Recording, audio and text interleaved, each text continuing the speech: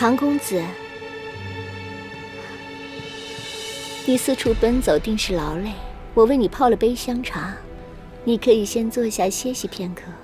不必了，任务在身，就不劳侧妃了。侧妃赐茶，不接只怕不敬。你表现得随和些，接下来才好套话。别闹了。唐公子不必着急，你且安心饮茶，我自会将宫中的情形一一告知。多谢侧妃。啊，对了，侧妃，你宫中的修炼用物都是何人所用啊？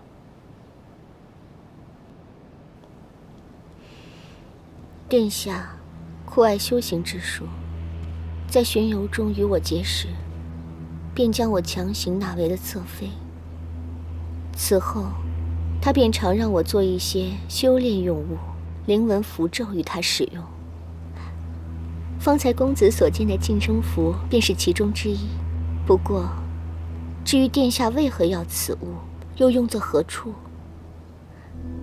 那我便不知了。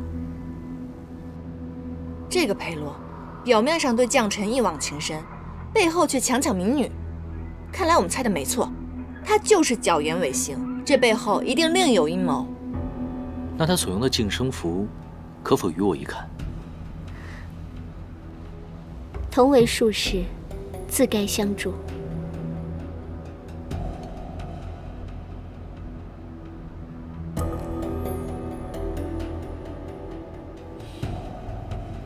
9位，此物需每日更换，这张符纸便是刚换下来的。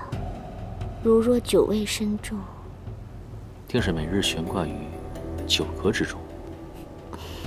多谢侧妃解惑，我先行告退。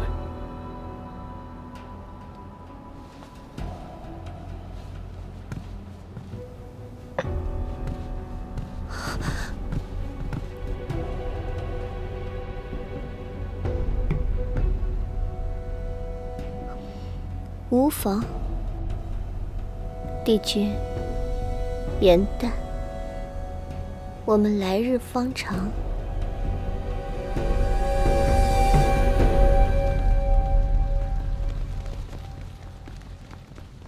殿下，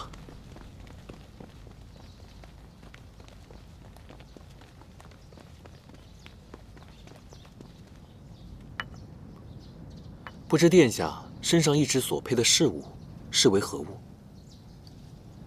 哦，这个是之前宫中来的捉妖天师，担心宫中妖邪未退，便给了我这千年桃木，驱邪镇妖，用以御身。千年桃木实为辟邪神器，可是桃木性烈难调，若碰到相冲之物，必然适得其反。不如我帮殿下瞧瞧。这个天师就不用操心了，我以佐以玳瑁、麒麟角、幻土融入其中，助其电照风行，物尽其用。这几味用料颇为讲究，若不是修炼之人，极难知晓。他怎会对术法之事如此了解？难道在私练功法？殿下，有一名天师今日进了侧妃宫里。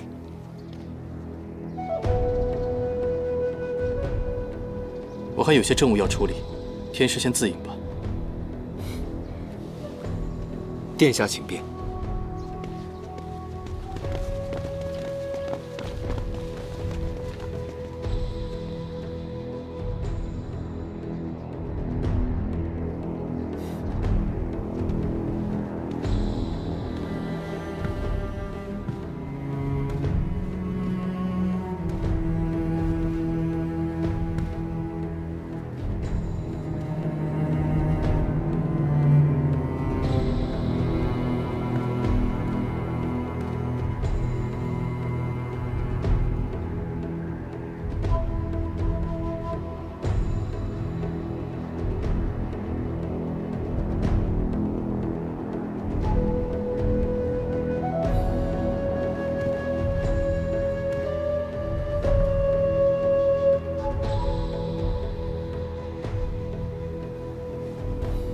其他烛台上皆沾有蜡油，为何这只如此干净？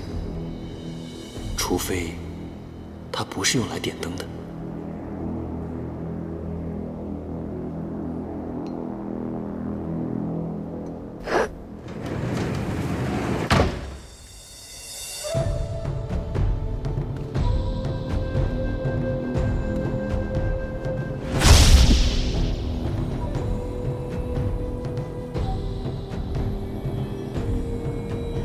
此处灵力聚集，定是裴洛修炼之所。可惜镇妖符在此，唯有唐周能破，便宜这小子了。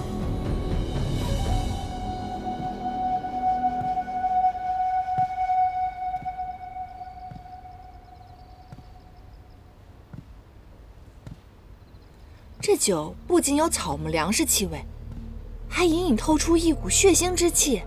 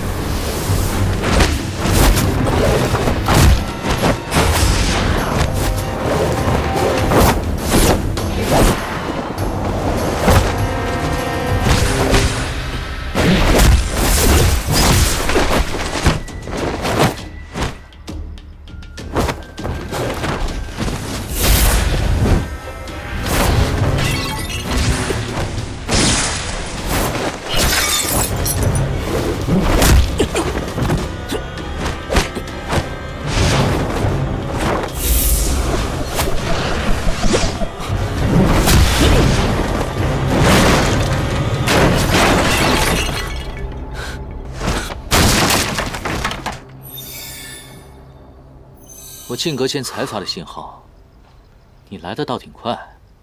我是担心你的法力平平，拖累我和颜淡。你们快来看，是之前失踪的那些女子。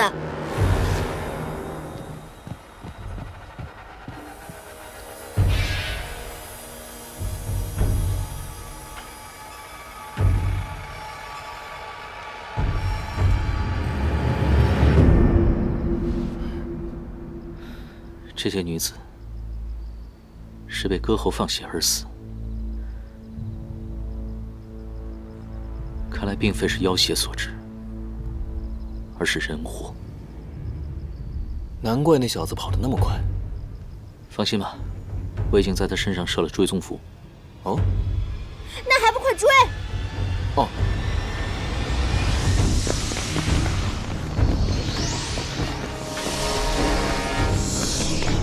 这边，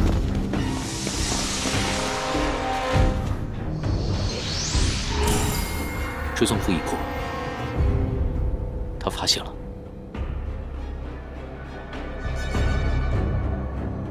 来人啊！有刺客！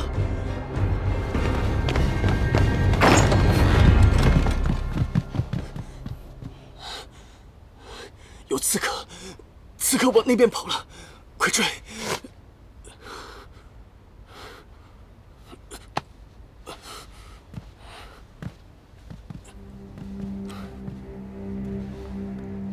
殿下不必担心，追踪符设有磷粉，灯火一熄，磷粉亮起，暴露无遗。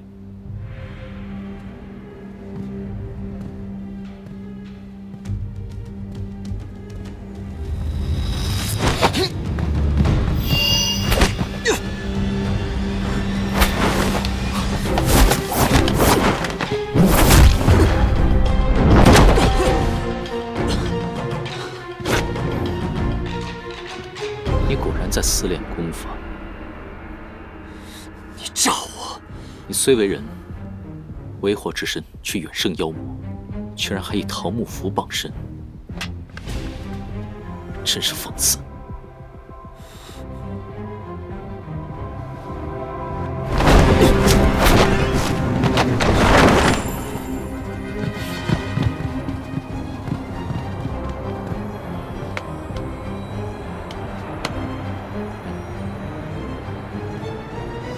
堂堂万妖之王，还不是需要一个肉体凡胎相助？等着吧。别聊了，快点吧。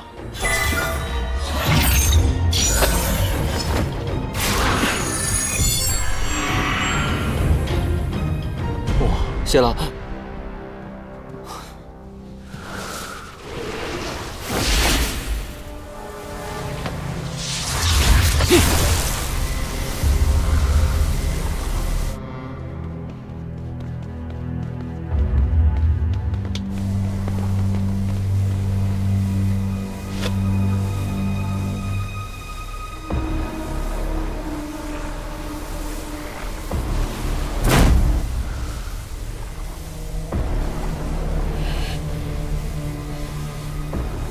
积血文，以血献祭，皆为邪术。残杀子民，以满私欲，怎配为一方王侯？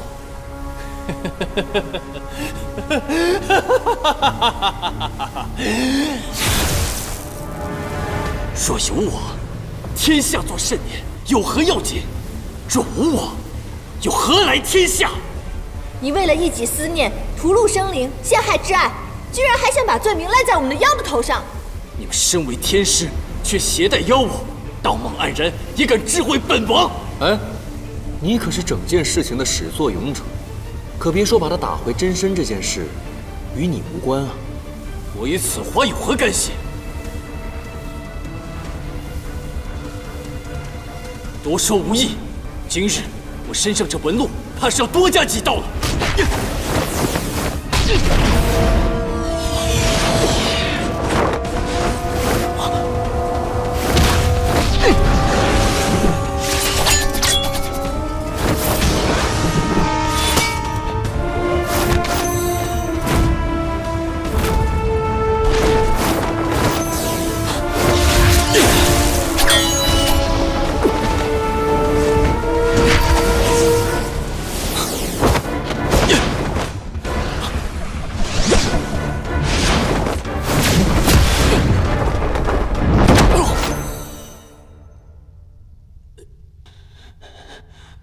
我的长生丹就要炼成了，你们拦不了我。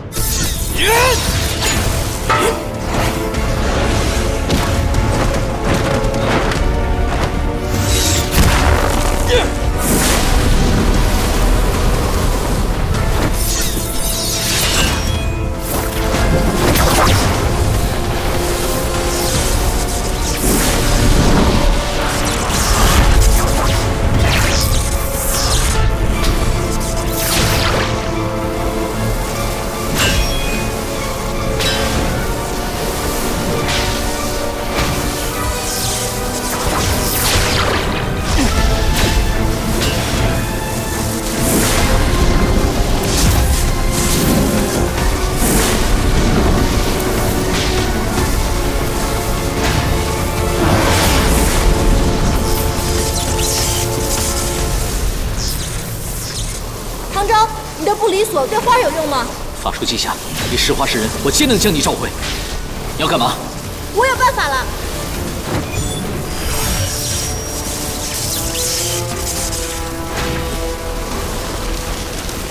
林丹，快走啊！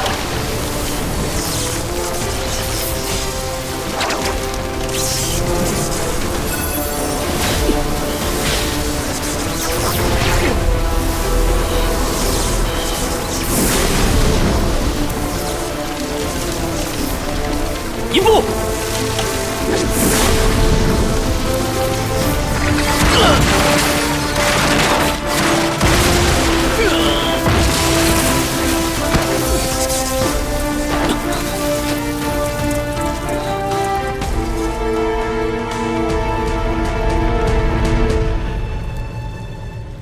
严大，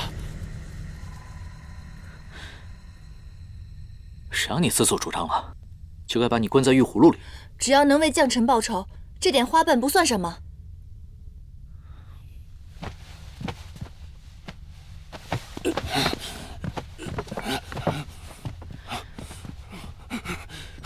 丹药以血淬炼，聚阴生煞，服之五脏俱焚。你将不知血河、乌鸦异象、杀人炼丹的种种罪行嫁祸在将臣身上，你还口口声声地说爱他，你懂什么是爱吗？是他先负的我。王妃久久无出，殿下先前又身怀恶疾，各方常有异动，我等实为忧虑啊。还望殿下早日封妃纳新，子嗣绵延，方可稳定民心啊。本王曾与王妃约誓，终生厮守，唯有彼此，断不可能再纳新人。更何况，本王的旧疾早已康复，不用再劝了。殿下，殿下，莫不是旧疾犯了？快传大夫！是，殿下。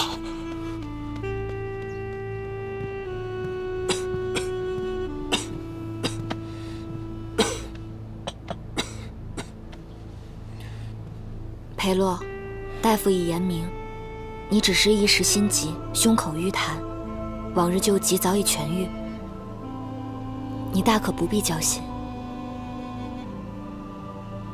除去疾厄，与常人无异。我乃至尊人杰，定是要长命百岁，与天同寿。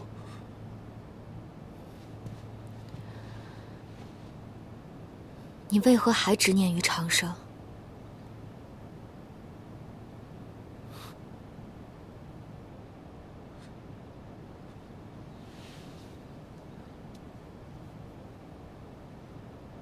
我曾久病缠身，差点同你天人永隔，我怎能不后怕？若我无法长生，民心生疑，这王都迟早有一天都要拱手让人。我顶着谋士的压力，始终不肯纳谏，是因为你我有约定，只有彼此。你若不助我长生，又如何实现厮守终生的诺言？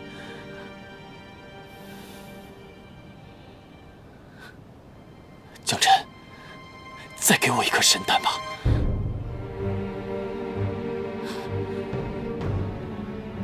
当年你命短受邀，只求多活几日，我祝你如常人般康健，你可以平安到老了。为何还不知足？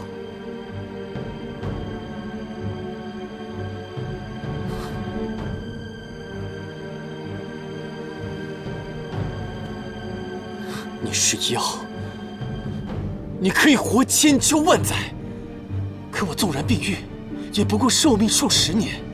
助我长生对你而言轻而易举，为何你这般自私，就是不肯助我？无中生有之时，你叫我如何帮你？裴洛，你为何变得如此贪婪？你还记得我们当初的模样和心愿吗？我当然记得。可你知不知道，我为了信守诺言，承受了多少重压？对于纳妃之剑，我一概不理。你有为我考虑过吗？江辰，不是我变了，是你变了。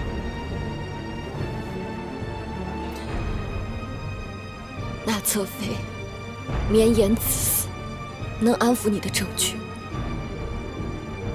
那你便纳吧。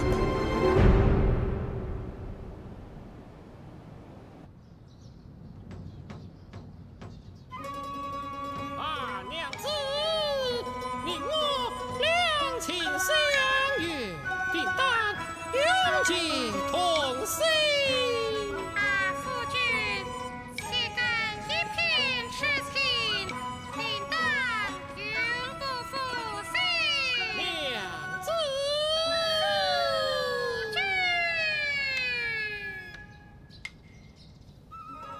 今夕如昨，却物是人非。心上关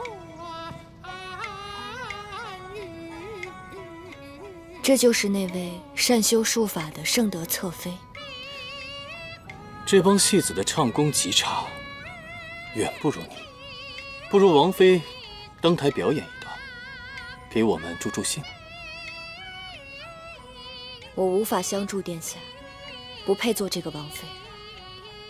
将臣自请封宫，从此不出宫门半步。王妃宁愿与殿下永不相见，也不愿意助殿下一臂之力吗？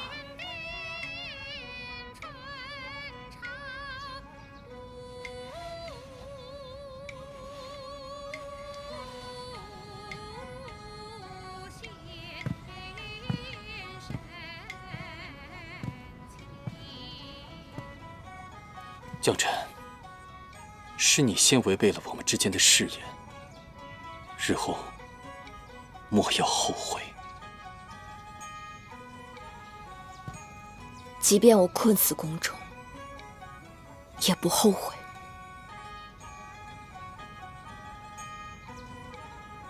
原来王权野心是永远也无法得到满足的。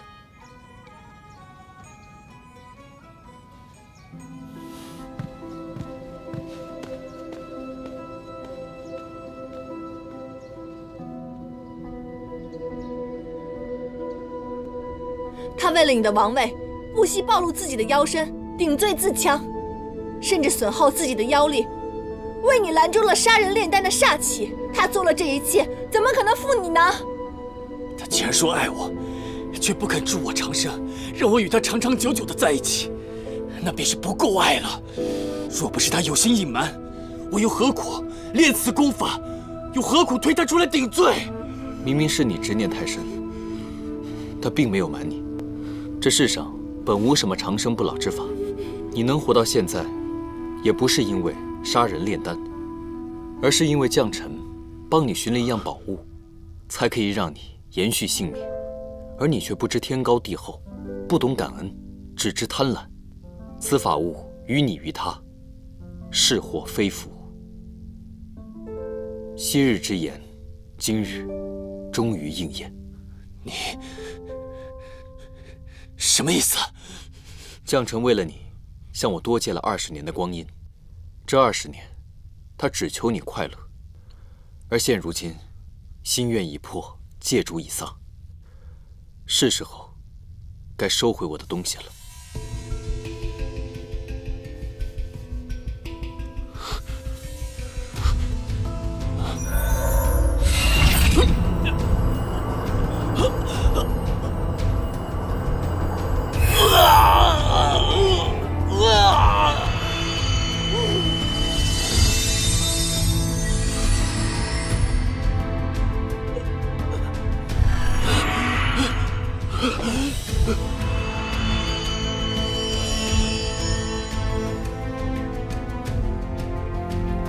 这便是你的义眼吗？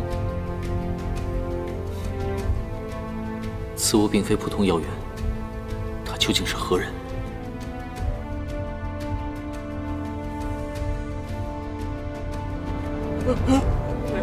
你双手已沾满鲜血，天意不容。将臣一定有办法。神丹，匣子里肯定有神丹，匣子里肯定有神丹，你们一定有办法打开它。锁心藤乃是花精族妖法，由执念所化，唯有化解心结才能打开。将臣既是因你生愿，能打开此匣的，便只有你。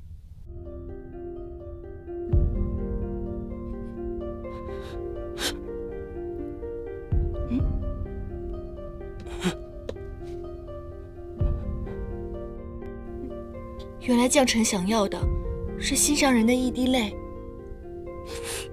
将臣，裴洛，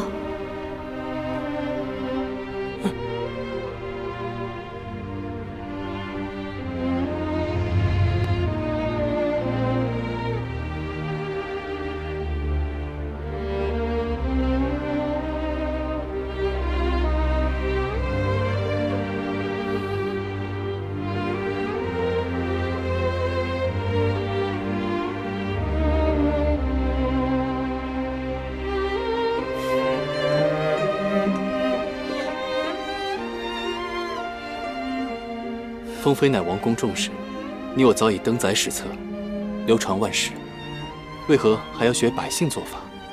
共写婚书啊？我不在乎流传万世，只喜好这婚书，名字共写，好证我们一生一世一双人。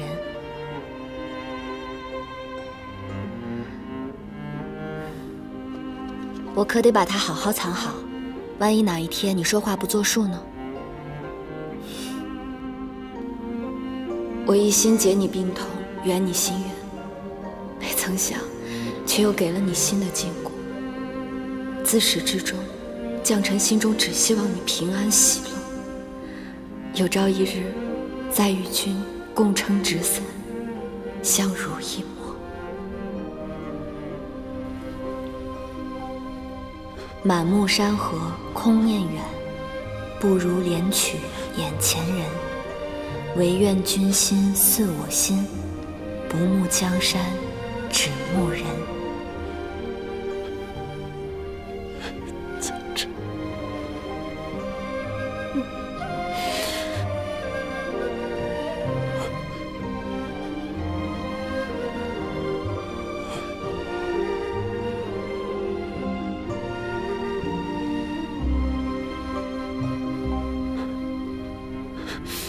江辰，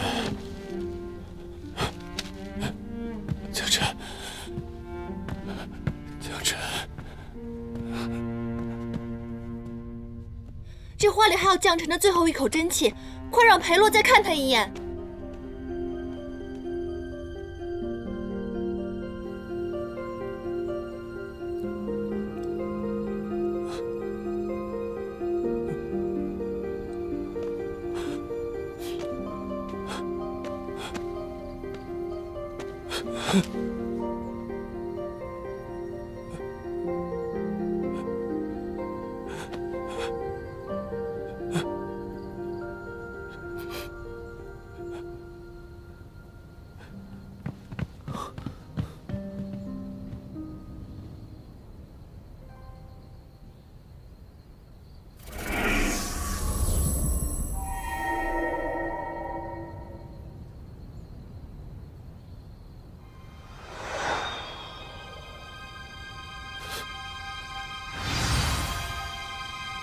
江辰，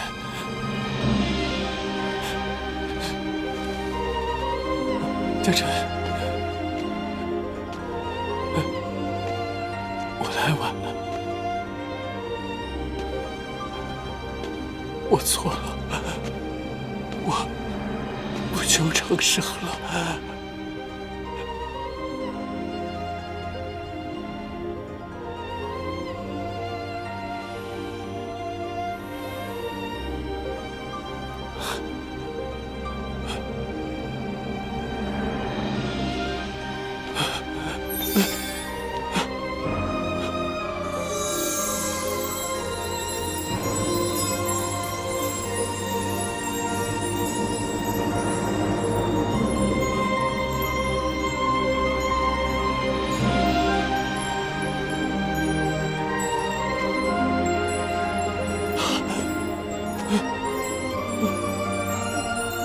江辰，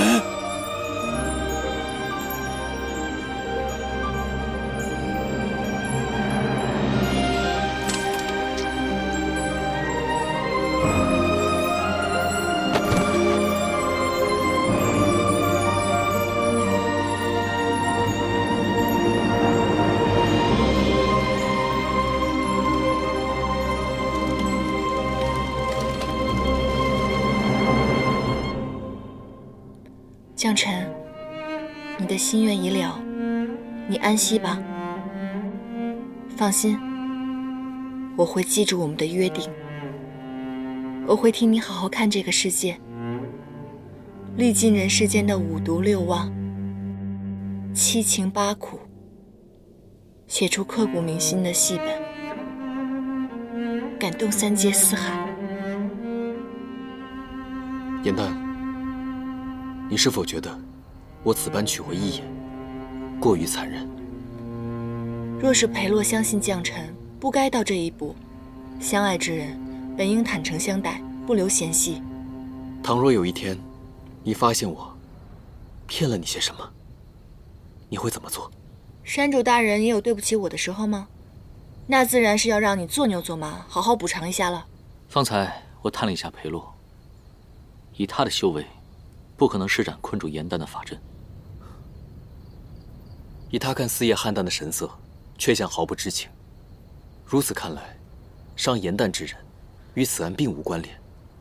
安东王已逝，王都必定会大乱，我们得先离开这里。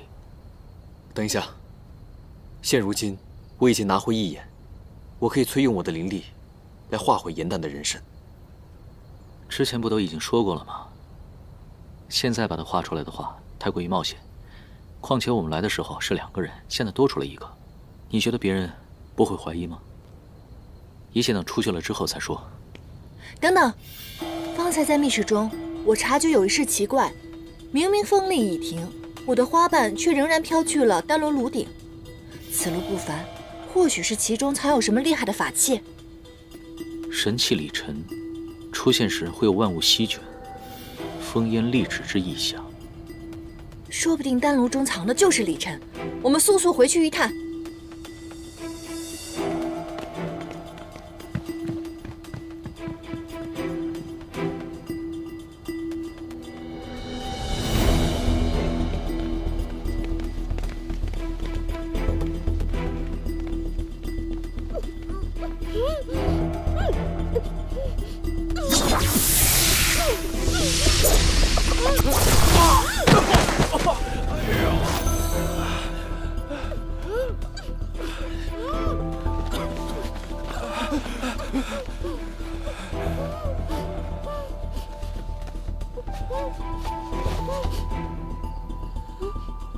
侧妃，你们2个好大的胆子，竟然敢行此恶举！说，为何要害人？天师饶命！我们在侧妃宫中偷到幽物，被他撞破，这才一时动了歪念。圣德谢过公子。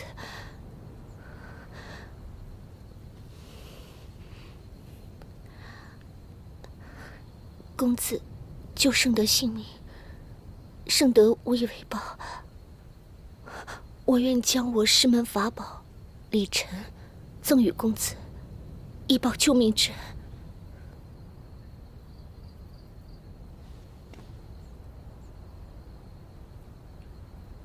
侧妃，我也正在寻找此物，那就有劳侧妃了。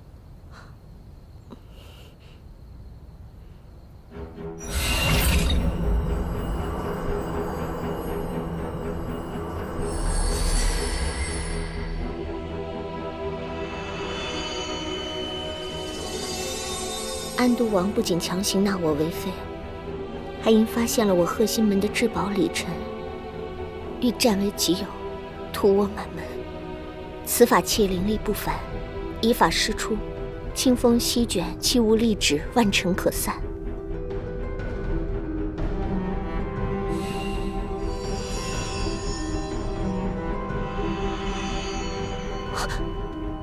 这宝物从未有过认主之相。我为修炼之人，知晓所有法器皆有灵性。既然宝物认主，那必定是与公子有缘，公子便请收下吧。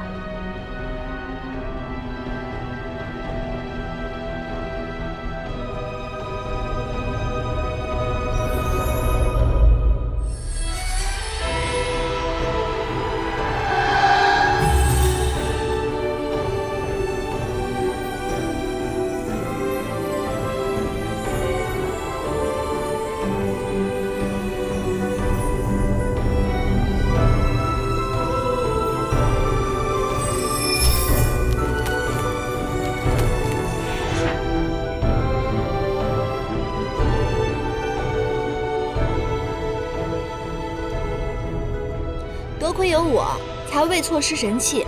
等出宫了，你可得准备8针玉石、传奇画本，好好感谢下我。听说唐师弟清正洒脱，不染物欲，如此看来也是假的吧？看来于师兄也并不了解我。我这个人吧，既贪婪又小气，别说是宝物了，哪怕是一朵花，我都会占为己有。更不可能会让给旁人。哼！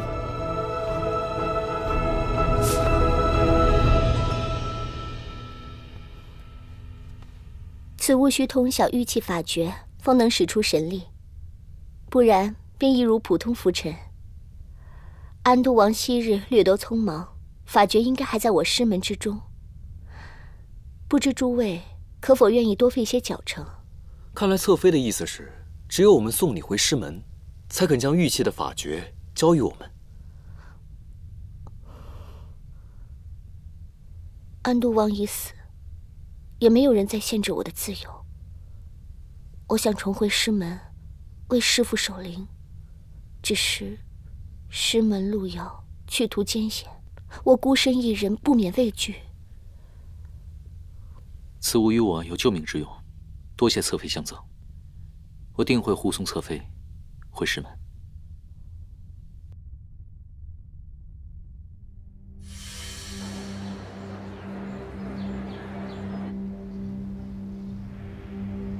盛德去忙了，有些事情我要通知你。王公案已结，我要带严旦回家去。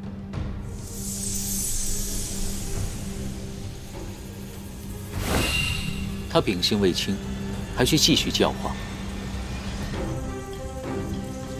他是我野兰山的妖，该如何行动？需要你的指点吗？不离所为正，他现在是我的妖。你现在就把这法术解了，不然我就杀了你。阁下的意思是，让我连你一起抓了？那就试试吧。哎，又开始了，这两个人我一个都不敢得罪。真是大王打架，小妖遭殃啊！你要带他走，可曾问过他的心思？好啊，现在我便让你亲耳听听，他是什么心意。不许动，出来说话。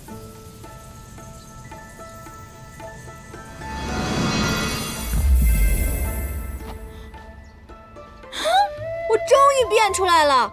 我真是在外折腾那么久，我看看我没事吧？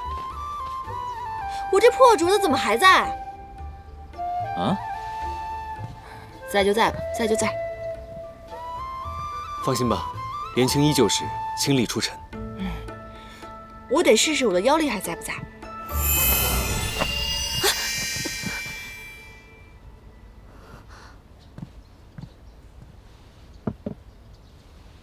妖力？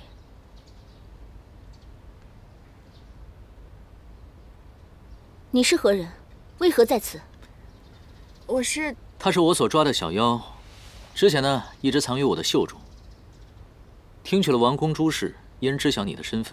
不过他秉性善良，绝不伤人，不必担心。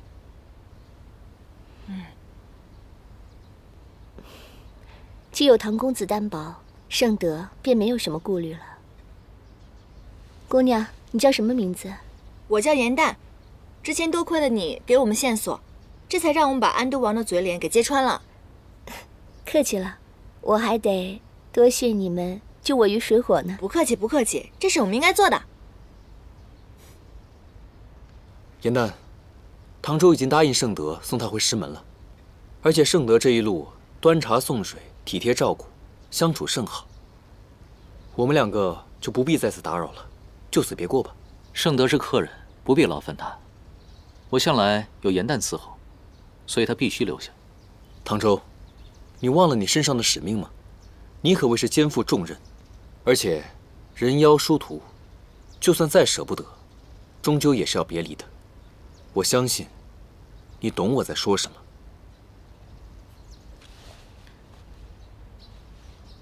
是去是留，不是你说了算，终究还是要过问他自己的意思。哎，这样吧，那我说两句吧。其实我呢，这些日子经历神府、凌霄派之行，还有王宫之事，我也明白了，与好友死别之痛，为好友报仇之快。可就算经历了这些，我对世间的人心、世事还有很多的疑惑，所以我想还是周游四方，早日完成与将臣的约定，写出一部名扬四海的细折子。这么说，你不想回延兰山了？我当然想回，那是我的家，可是不是现在。咱们下山不是也为了日行一善吗？再说了，唐周已经答应盛德送他回师门了，两个人也不方便，不如我们一同游历，好好体会下人生，还能互相照顾。你觉得呢？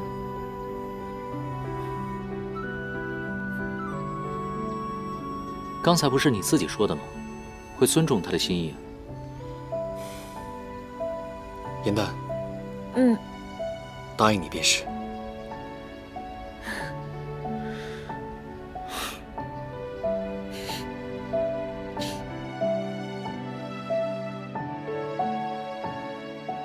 太子殿下，这是灵贝族进献给东海的灵风弓，听闻锋利无匹，急如闪电，对追击那酒旗定大有助益。殿下，您要不试试？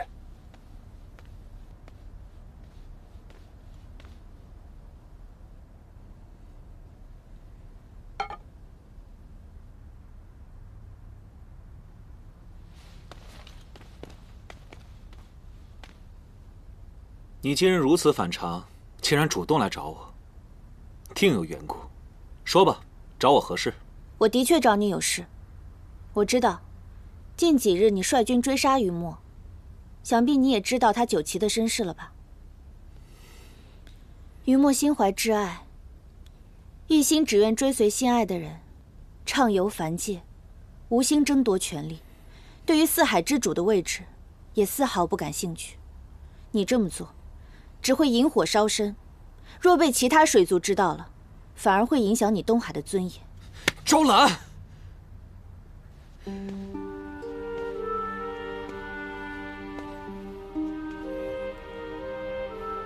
你今日主动来找我，竟然还是为了那个雨墨。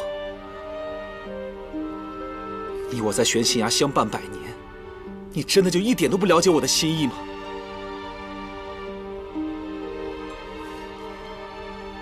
我一直追杀他，真的就只为了那一个尊位？如果你说的是真的，那我们同病相怜。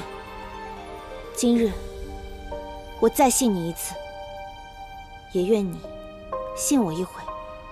你此话何意？青龙族向来敢爱敢恨，既然于墨心有所属，那我便断了对他的念想。从此之后，我与此人再无关系。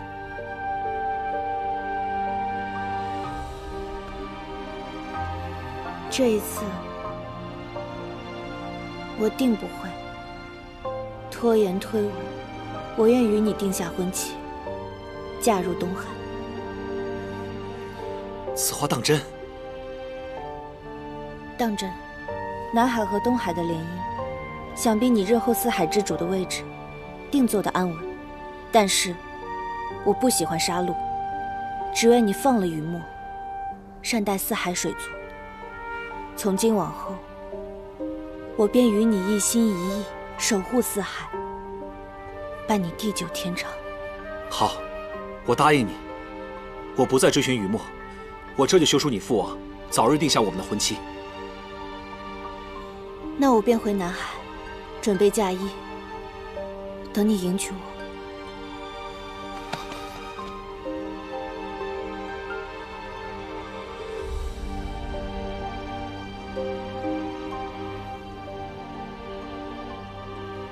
等我。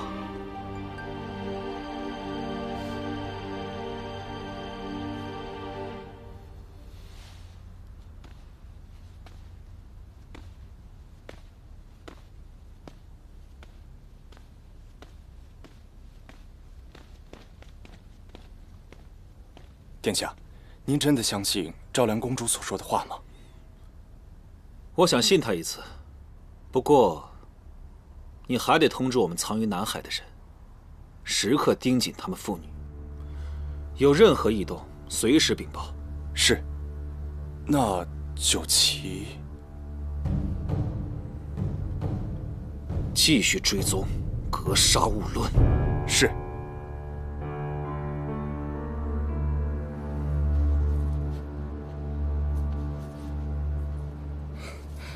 公主，这件嫁衣的衣料是天界所赐，花纹样式皆为上品，你可喜欢？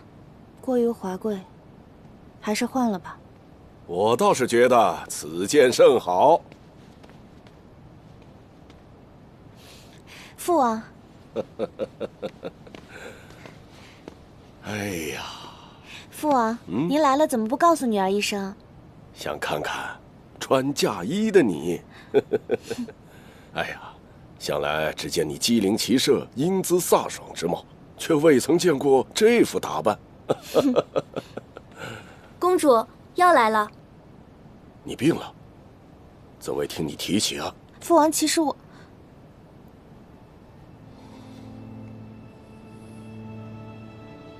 你们退下。是。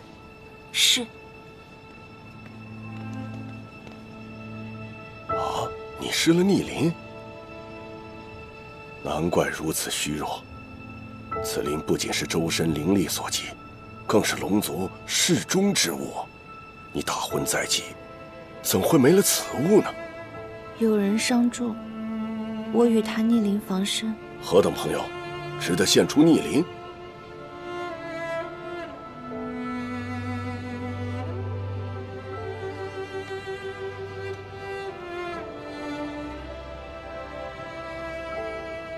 幻心灵但凡摇响，便生裂纹。我猜的没错，想来是有人摇响了此灵，你便情定于他，因此愿给逆鳞正心。既如此，你又何必答应与东海的婚事呢？女儿与那人有缘无分，只能以朋友的身份相处。如今女儿已舍念自误，只愿缔结姻缘，助敖轩登位，庇佑青龙族太平永盛。我向来无意在四海揽权争霸，又何必拿你的姻缘去换取所谓的繁盛？为父心中唯有你幸福安康最重要。告诉我，你那心上人是谁？我派人前去探问他的心意，绝不让你错失良配。父王，这桩姻缘并非是女儿一人之事。敖轩为人心狠手辣，东海残暴，若你去寻了此人，那人必定会面临追杀之危，还会连累到整个南海。父王，女儿已认清自己的命运，还请父王莫要因为我得罪东海，增加无谓的杀戮了。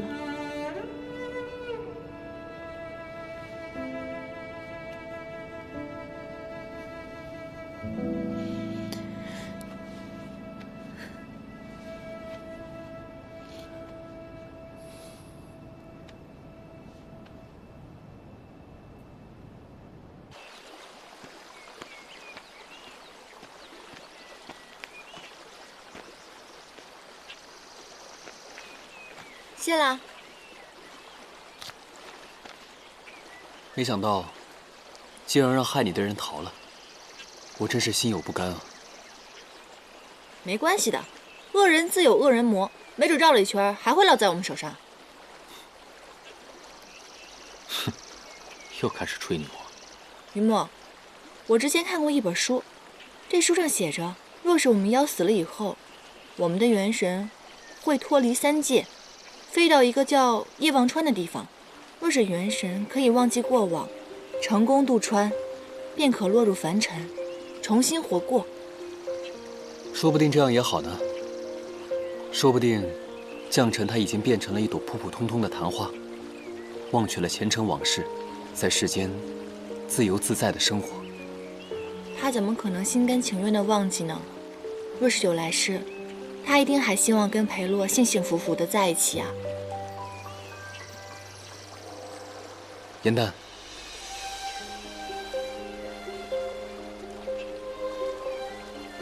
没事。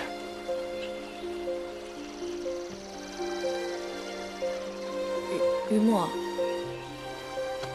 别伤心啊！爱人虽是，可是你还有野兰山，还有我，你还有一大家子人关心你呢，你要振作起来。他竟误以为我喜欢将臣。我若是明说，解释将臣得到一眼的原因，只怕他会刨根问底，知晓我隐瞒他失忆一事。严丹，过往的很多事情，我也不愿再提。但是我与将臣之间，没有任何别的事情。此事，你也不必再挂心。好，好，好，不提不提，我再也不提了。圣德说，他学过卜算之法，可以看到人的过往当下。要不要让他帮你看看？也许你的良缘正在来的路上呢。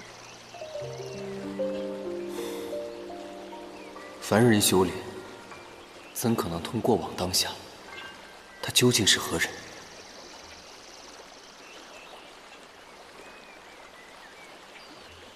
唐公子刚刚走了许久，额上都是汗，我帮你擦擦吧。啊，不必了。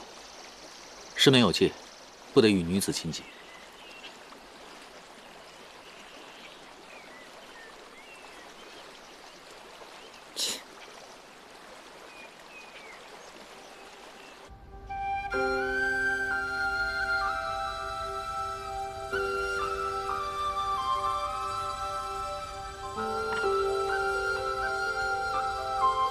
裴洛半生受疾厄所缠，痊愈之后，却依然没有满足，不惜杀人炼丹，还害死了自己爱的人。这就是人世间五毒之贪了吧？而将臣痴心相附，舍身护佑，最终却换来了一个离心的结局。可见，人事都转，七情历练，人最终还是要更爱自己的。我要把这些全都记下来，为以后排演。这样，无心者观情，有心者自省，这样世间就可以少几桩悲事。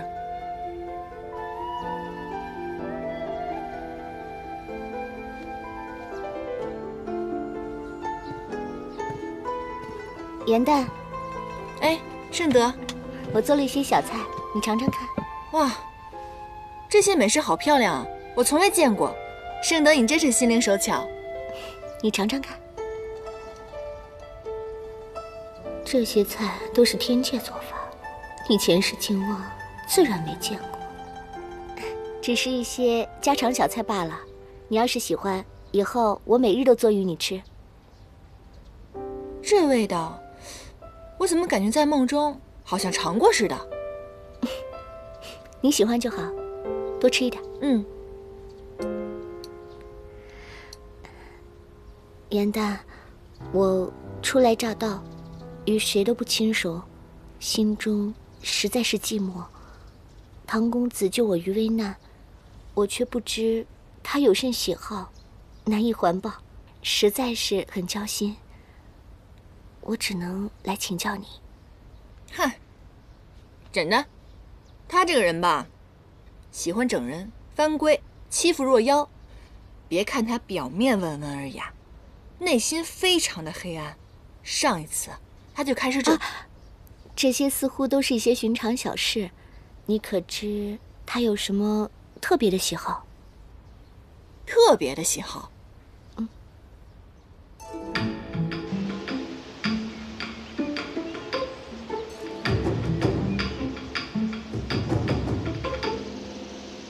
今日之后，我要带他离开这儿。我说过，我要连你一起抓。这么说就是要开战了。好啊，为了以示公平，我绝不用妖力。阁下既然这般小瞧于我，那我也不用凌厉，一剑分高下。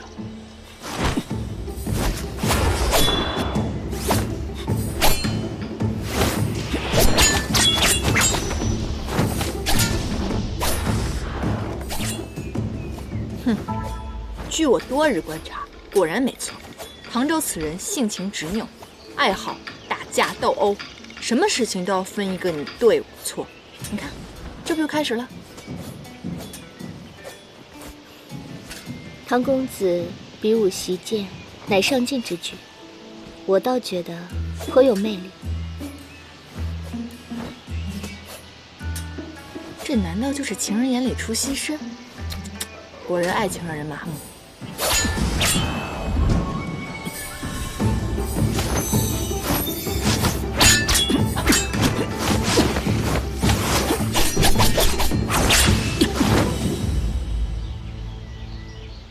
阁下确实剑法超绝，当为人中英杰。可是为何偏偏不懂得自重，招惹自己不该惹的？难不成想自毁前程？阁下智勇双全，确为妖中王者。但我凌霄派向来以除恶为己任，你，我抓定了。妖中自有好坏，我们岩兰山更懂得如何区分惩恶扬善。可是万派之宗，却不分青红皂白，抓捕屠杀，如何服众？驱邪扶正，乃我派宗旨。然，天下生灵皆有善恶之分，我自当恪守教诲，健身明志。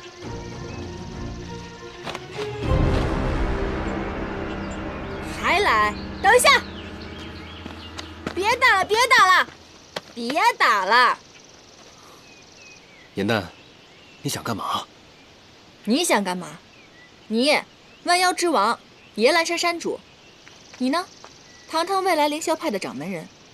这说出去都是有头有脸、威震一方的人物，而如今却在这里酣战、争强斗勇，这传出去我都嫌丢人，好吗？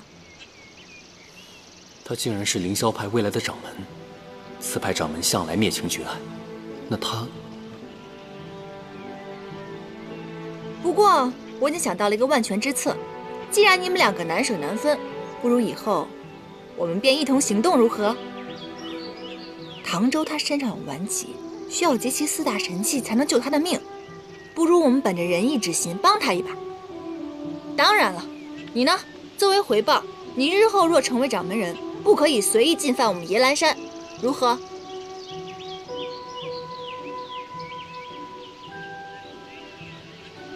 来嘛，不要那么严肃。江湖嘛，多个朋友多条路，少个朋友天堵墙。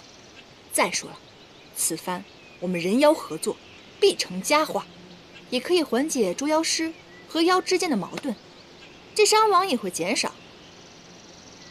为了顾全大局，你们表个态嘛！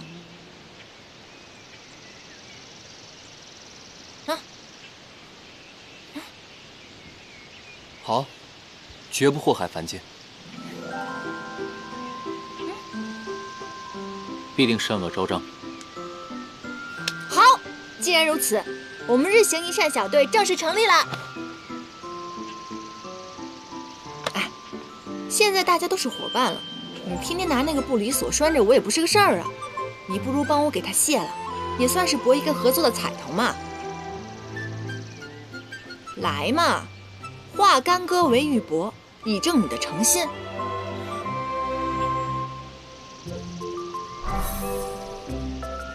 法术已除，这个镯子就留给你做纪念吧。我自由了，我自由了！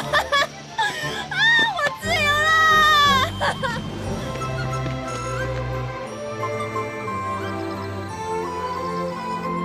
这种感觉太好了，我再也不用担心晚上睡觉被撞，白天被挡，而且也不用时时刻刻在唐周面前啦。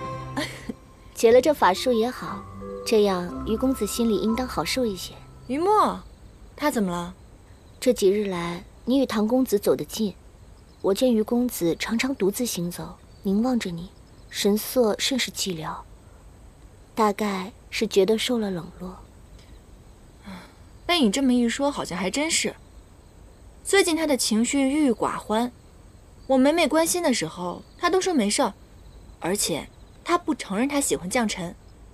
我也不知道他这么做是故意为了让我不再担心，还是另有隐情。爱别离之苦，我曾经历过。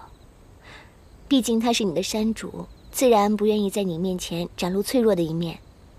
但是他不说，不代表真的没事，否则如何解释他的失落？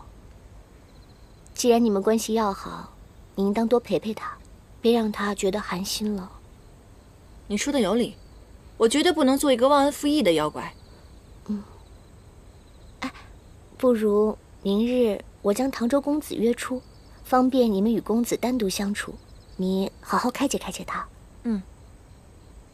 受山主大人照拂这么久，现在是我严旦该报恩的时候了。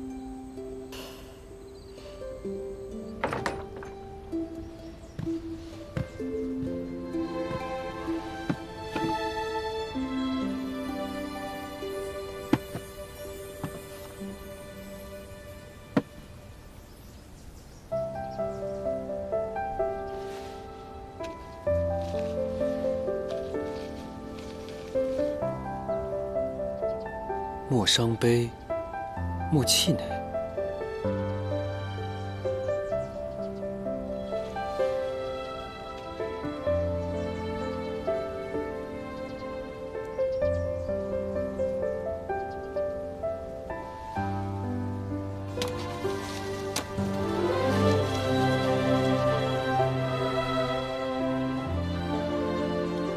大好风光在明日。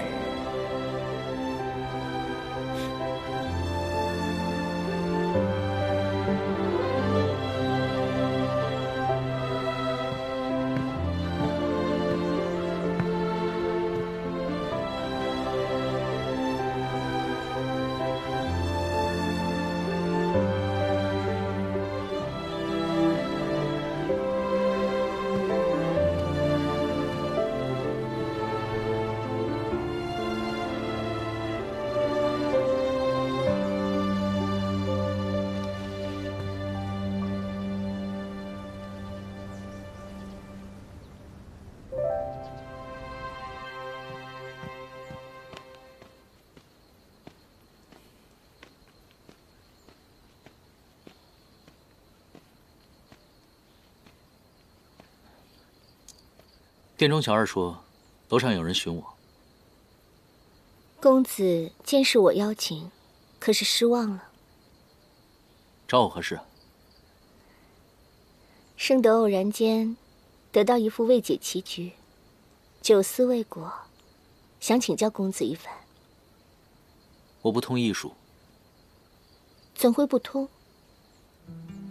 不知为何，我每次看到棋盘，或生学艺之念，就会惊慌烦躁，痛心难忍。你曾经说过，你可以看到过往。那么我想请问你一下，为何我每次在梦中看到一位女子在我面前跳桥，梦里我看不清她的容貌，而我每次醒来，我就会自责痛楚。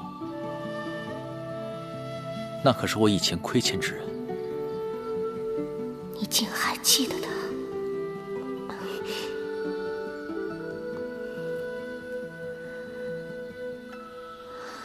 从卜算之象看来，此女子是公子的劫难，并非正缘。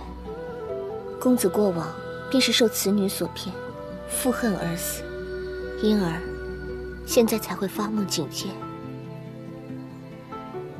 莫要再亲近于他。若是劫难，那他跳桥我定会心生快意，为何我也会跟着一起痛呢？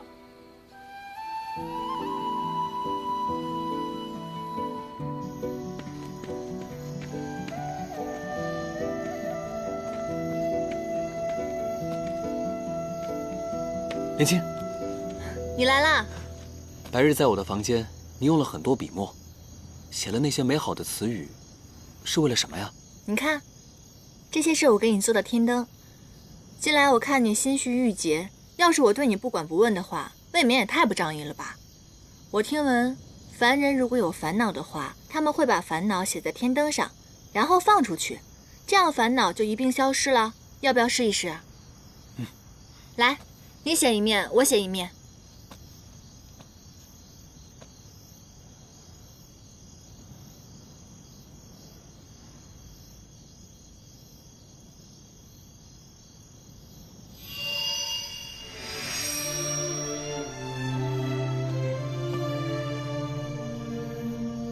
写完了吗？那我点灯啦。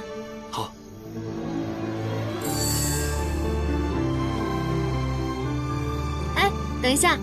啊？我想看看你写的是什么。哎，不行！小气，还不让看了？想看我写什么之前，我得先看看你的。哎，啊？你随便看，我什么都没写，因为我刚刚想了想，我好像也没有什么烦恼。无论是在这儿还是在夜阑珊，我都觉得我过得挺快活自在的。纵然生活中有什么困难，那我觉得也是生活的一部分。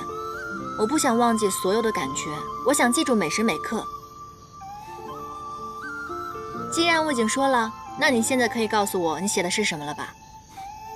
好，我写的是，今日你给我送的食盒太难吃了，我一点都不敢动。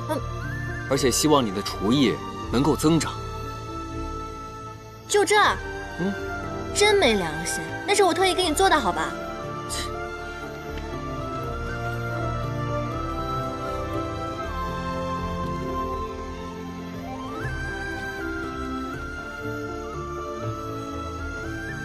前尘往事，不知是否应当坦诚告知。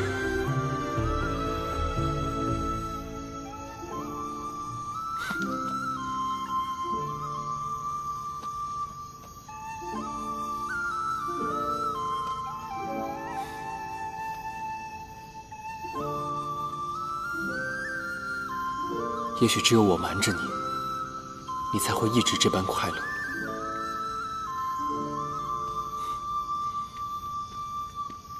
咱们一起把它放飞吧。好。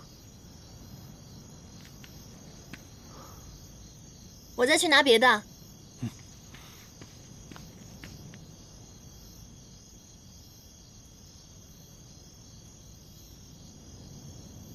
你说这些天灯在天上飞着，会经历怎样的旅途，看到怎样的风景，还真是羡慕。想去看看吗？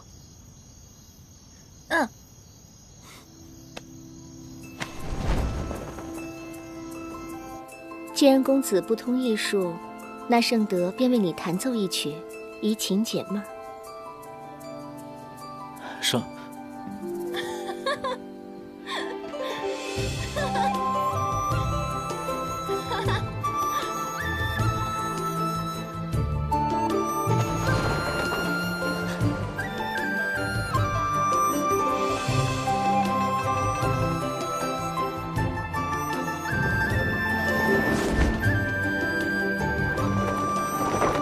停步！前方是客栈，再向前定会被凡人察觉。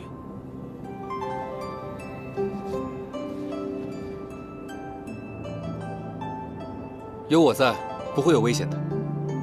若是没玩够的话，我再带你去前面看看。不用了，刚刚天灯已经看得够多的了。本来今日想帮你排解心结，没想到又让你带我看了场天灯。无妨，做主公的自然要对莲卿宠爱有加。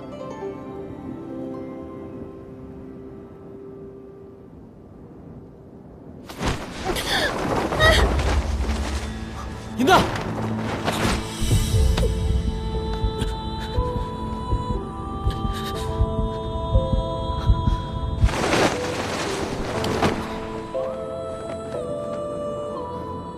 小心点儿。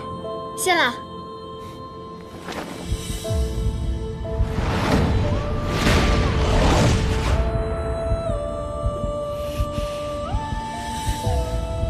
你们是一帮废物吗？救不回我父王，我要你们全部陪葬！且恕罪。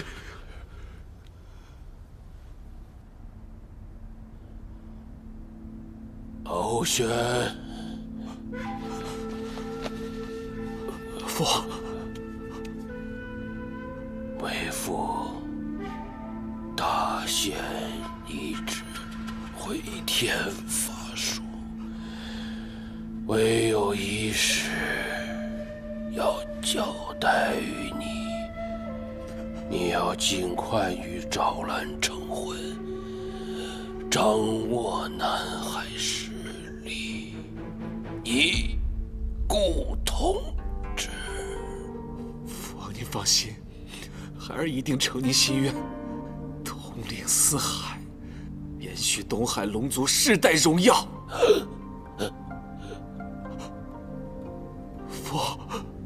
父，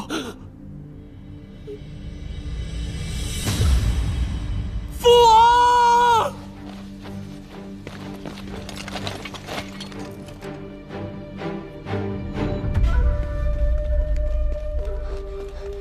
殿下，南海密探来报，南海龙王昭衍秘密离宫，说是要去寻找那97遗孤去了。昭兰，你竟然还在骗我！我父王刚死，你们就这么着急另攀他主吗？好，我就教教你们，谁才是真正的龙尊。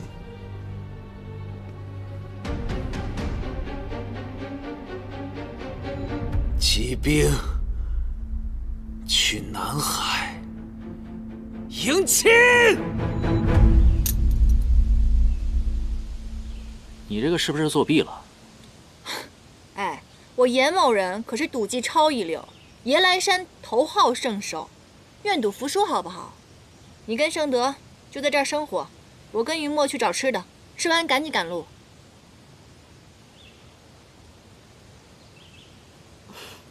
严大姑娘和于公子的感情真好，一刻也不愿意分离。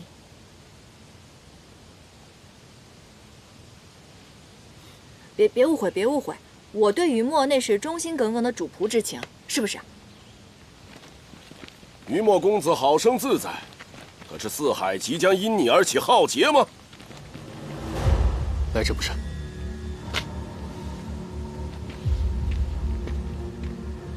来者何人？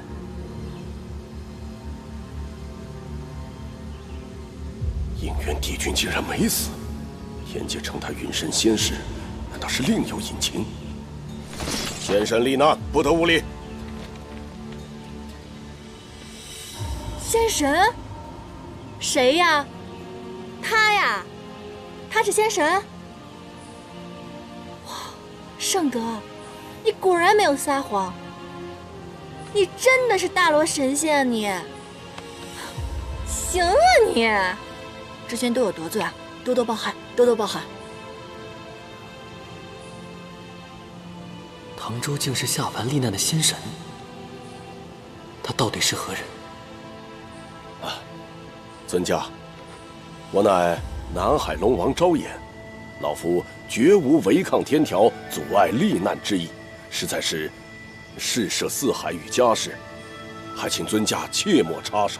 尊驾不必客气，我如今为凡人，从前往事一概不知。云墨是我的友人，要我袖手旁观，绝无可能。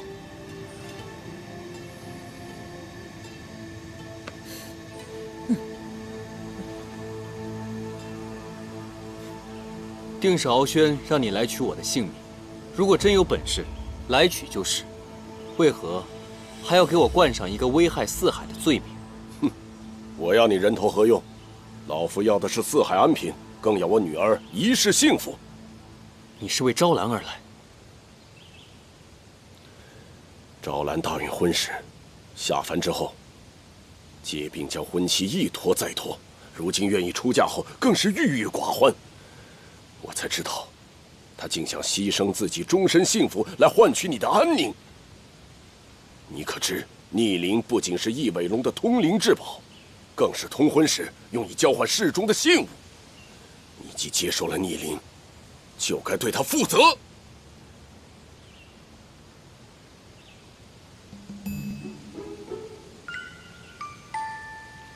你也行啊，于墨，没想到在凡界，我们失散了仅仅月余，你就获得了龙族公主的芳心啊！夜来山子嗣绵延的重任提前完成了。闭嘴！这不是为你高兴吗？龙王殿下，此物的意义我全然不知，如果知晓，我绝不会收的。一派胡言！若非你蓄意哄骗撩拨于他，为何你遥想了他的幻心灵，接受了逆鳞，却从未见你来南海提亲？如今婚期将至，昭兰心在你处，逆鳞物在你手，南海被指背弃盟约，你却邪美，到处游玩，悠哉乐哉，为父为君，今日必定要为此讨个公道。哎，龙王息怒，误会了，误会了。我们山主品行正直，绝对不是那种朝三暮四、骗取少女芳心的不义之徒。话说，这很巧嘛，我们夜来山其实正在杀鸡宰羊，搜索各地奇珍异宝，准备向招兰姑娘下聘呢。闭嘴！这不缓和下气氛吗？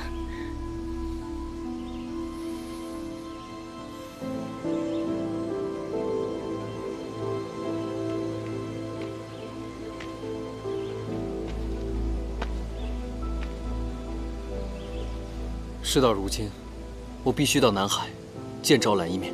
太好了，那我现在回夜来山跟您准备结亲一仗。你闭嘴吧！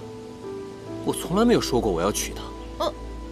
也是，堂堂的南海公主，让人悔婚做妾，于理不合吧？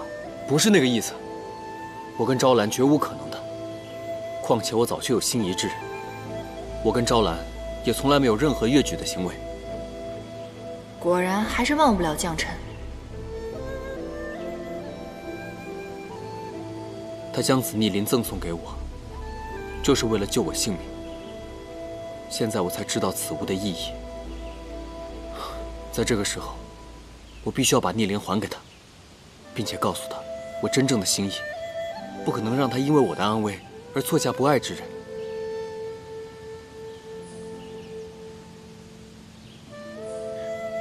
颜淡，你陪我一同去吧。我啊？不行，除非我也一起。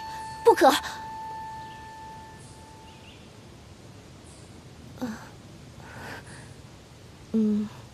是这样的，我从前在师门的时候，曾听闻过神仙罹难一事。这神仙罹难，若是罹难未尽而肉身殒命，只怕再也无法归位回天。唐公子如今只是肉体凡胎，水族又恰逢异主，势力不稳，若贸然卷入其中，怕是风险太大。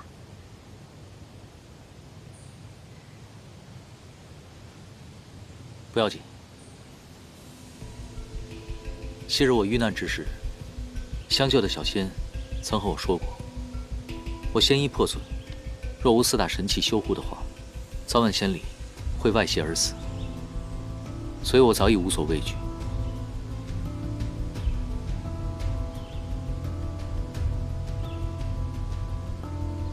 我不跟着去，让捉到手的小妖跑了，倒是得不偿失了。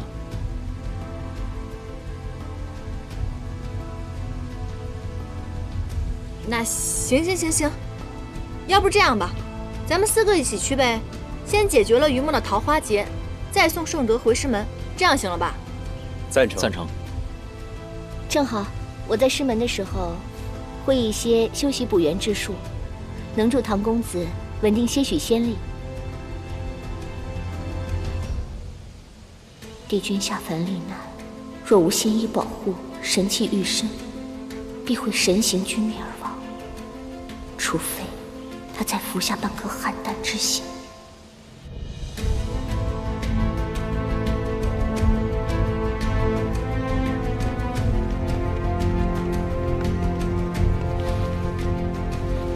尊驾，为了不干涉尊驾的罹难，只能委屈您在龙宫中蒙面，还请上神见谅。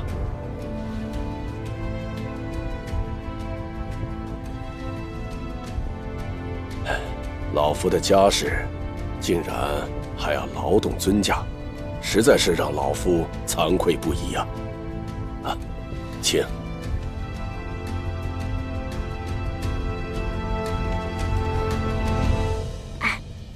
这唐周到底是什么身份啊？连一海之主的南海龙王都对他这么毕恭毕敬的，难不成他是戏折子里说的大罗金仙？圣德，你可知道他到底是什么身份吗？颜淡妹妹未免也太会说笑了。欲晋升仙阶或犯了错的仙家，才需下凡罹难。一般位列上神之尊者，无需遵循。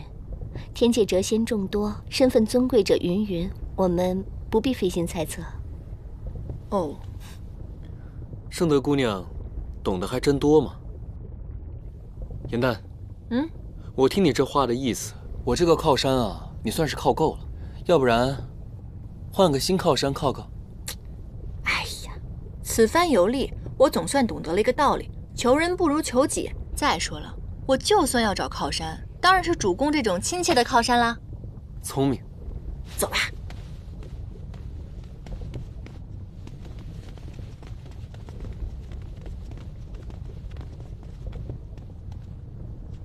殿前亲卫乃本王亲选，没有虎符，不得变动。你们是谁？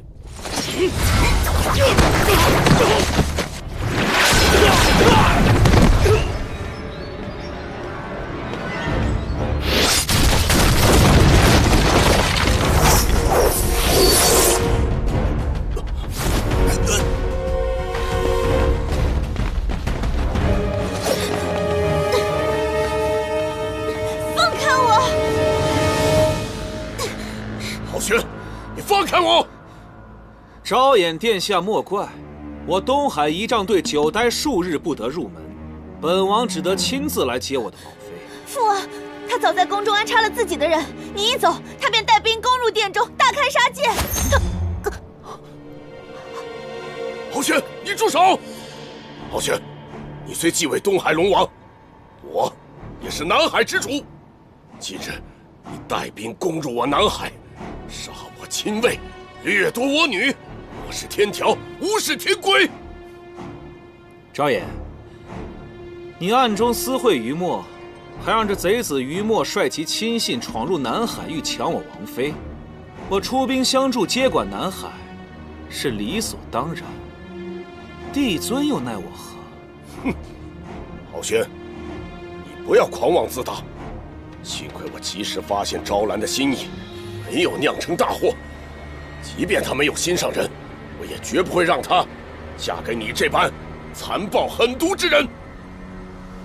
你和昭兰联手哄骗于我，如今又将我的迎亲队拒之门外，如此奇耻大辱，我焉能忍气吞声？你纵使身居尊位，南海龙王毕竟是你的长辈，你这般贸然杀入南海，伤人掠夺，和盗匪有什么区别？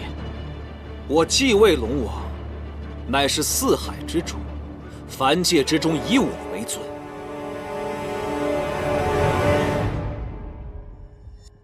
你区一个凡人，也敢在我面前说三道四？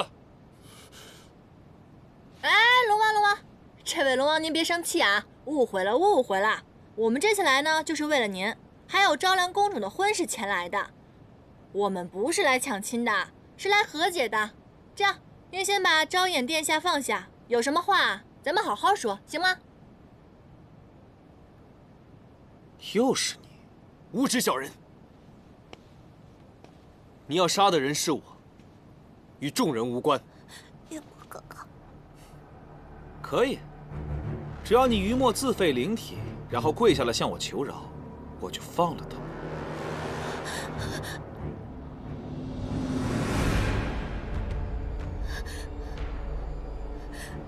不要！这是你们两海之间的家事，我本不愿意插手，可是昭兰有恩于我，你却不分青红皂白，屠戮南海亲卫，又伤害昭兰亲父，你莫要逼我出手。哼，在我眼中，你们已是必死之人，还说甚慷慨之词？我生性不欲招惹风波，可现如今，是你逼我出手。给我上！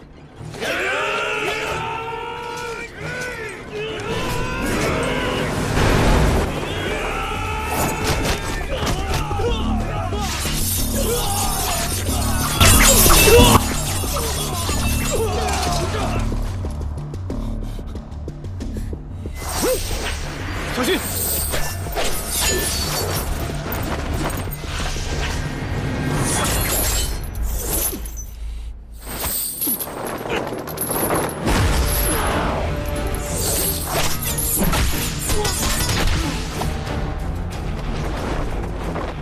你保护好自己，我去救昭衍殿下。好。唐公子小心！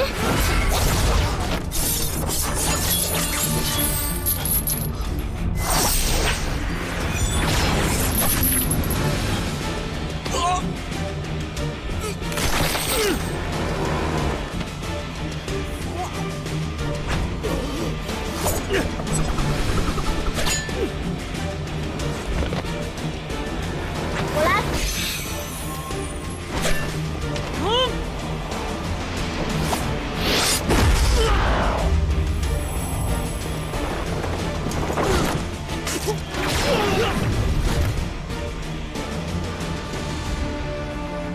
何时拿回了龙丹？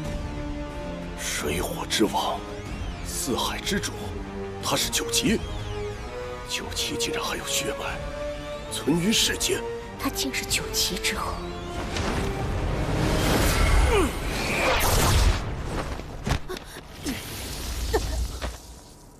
赵兰，不，昭衍，我再给你最后一次机会。3日之后，我与昭兰于东海大婚，到时候，你只需带着于墨的人头作为贺礼，你便还是南海龙王。若无这份贺礼，吉日一过，我大军攻入，你南海青龙族必将不复存在。赵兰，女儿。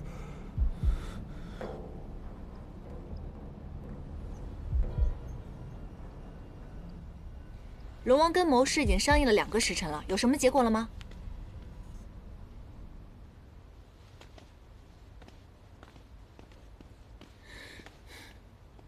这个龙王不会真听了敖轩所言，砍了我们的头去当贺礼吧？还有你啊，于墨，你是九旗这事儿怎么没早告诉我呢？我只是不知该如何开口，并非刻意隐瞒。哎，我不是计较这个，我生气的是，早知道你不是黑鱼，我天天炖鱼汤喝了。如果这次我真死了的话，那我辛辛苦苦白活了一场，我连鱼腥味都没有闻到，这是我心头一汗啊！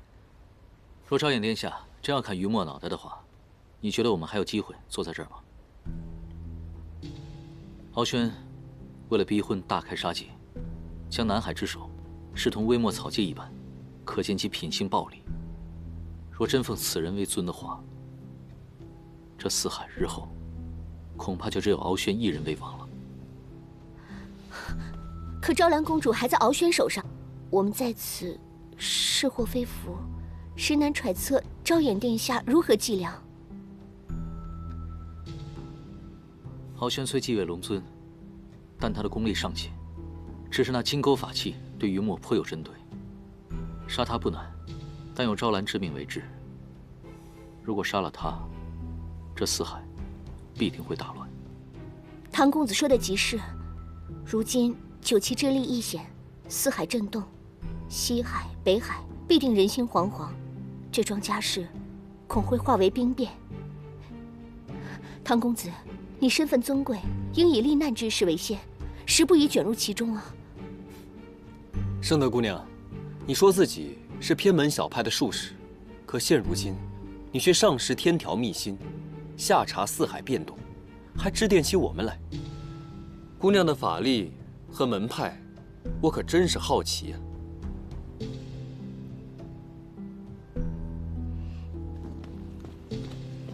于公子，龙王殿下急召。于公子不必心急，眼下之事解决完，诸位送我回到师门后，届时一切疑惑自会水落石出。我等着。哎呀，好了好了，圣德姑娘也是担心唐州嘛，一番好意了。龙王殿下还等着我们呢，咱们赶紧过去吧。走。殿下有命，此事从密，请于墨公子一人入室相依。放心吧。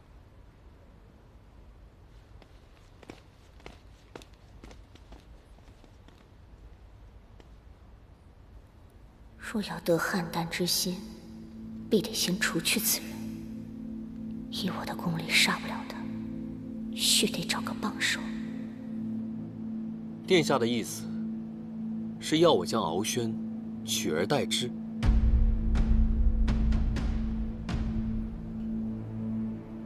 敖轩虽为四海龙王之首，但自从其代父执政以来，刚愎自用，横征暴敛。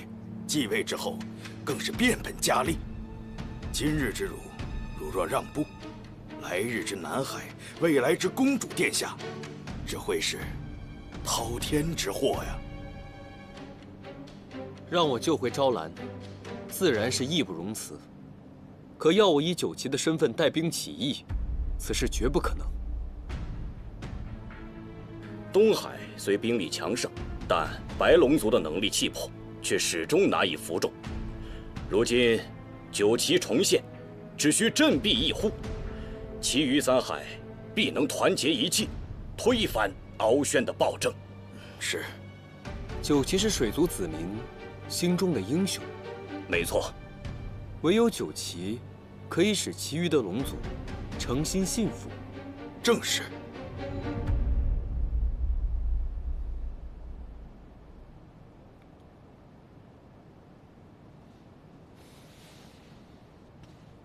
有一句话，我想问过殿下。昔日创世之战，我九旗全族被屠，遭灭顶之灾。此后，你们欢天喜地拜东海白龙族为尊，弃我九旗如同婢女。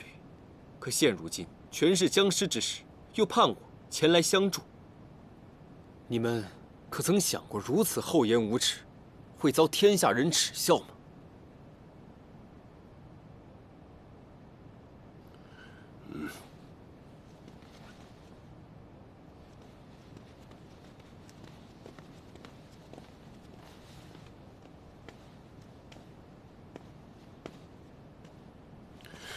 殿下，殿下不必如此。我不爱权势，亦不信权势。此生最大的心愿，便是护一方净土，受心爱之人余生。除此之外，别无他想。殿下若长跪不起，我的初衷也绝不会变。殿下，此跪不为恳求，只因愧悔。因果报应，终有这么一遭。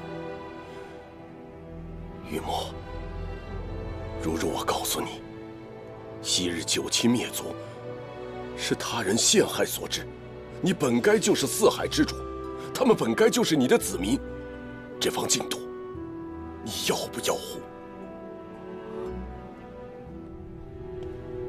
昔日龙族支援军正是上任东海龙王率领，他不仅未加支援，反而趁九旗战敌力竭之时追杀驱赶，令九旗误入修罗族陷阱，全军覆没。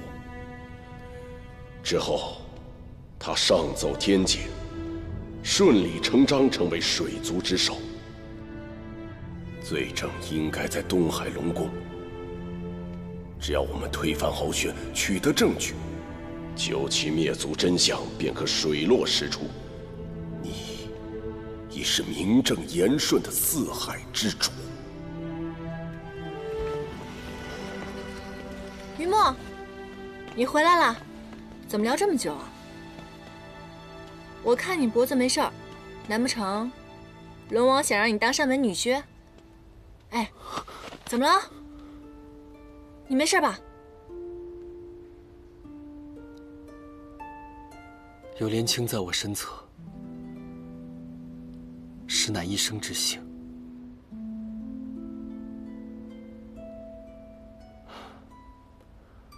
方才昭衍殿下邀我同他一起联合西海和北海，推翻敖轩暴政，救回昭兰。我即刻便要前往西海。我同你一起去。不可，西海和北海的意思尚未知晓，而且你们三人皆非水族，还是留在此地比较稳妥。这也是昭衍殿下的意思。莲青对我的忠心，我记下了。放心，我定会安然归来的。唐周，严旦就托付给你了。是我抓的妖，本该由我负责。哎，不必了，不必了，你别再给我照顾进玉葫芦里，我自己能照顾自己。放心吧，我会尽快归来。嗯。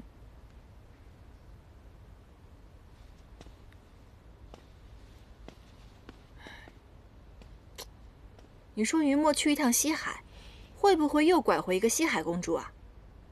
怎么，你吃醋了？啊？说的什么话？我们全野兰山上下都希望我们山主早日走出情伤，娶一个山主夫人呢。我当然要事事留心了。若是真有点苗头，我得赶紧回去通知百灵，让他准备聘礼。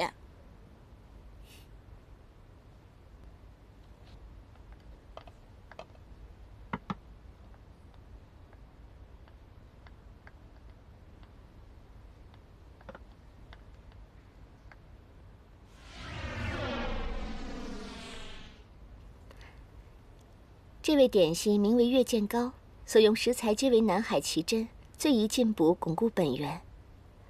唐公子若是能每日吃上几个，灵力必定会稳定许多，也能少受些外泄亏空之苦。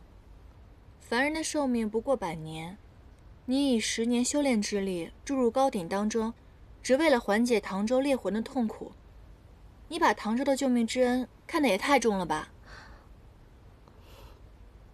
并非只因救命之恩。严旦，我心悦于他，他是我眼里唯一的光。他说的每个字，我都信奉如真理。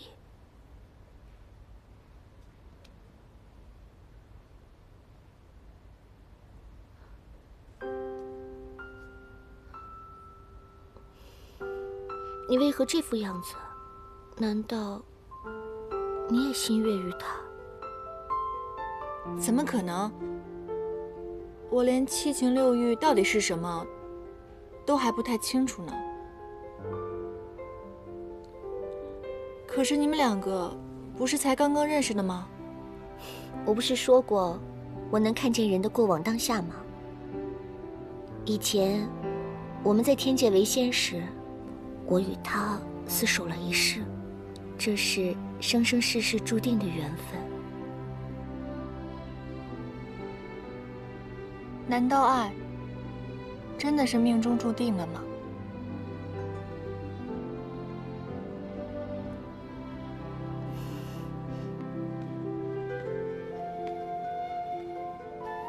以往在山境，总是一大伙妖精聚在一起，大家谈天说地，打打闹闹，好不快活。可与唐州相处却不一样，有时很开心，有时心里不知怎么，却会难受苦涩。唉。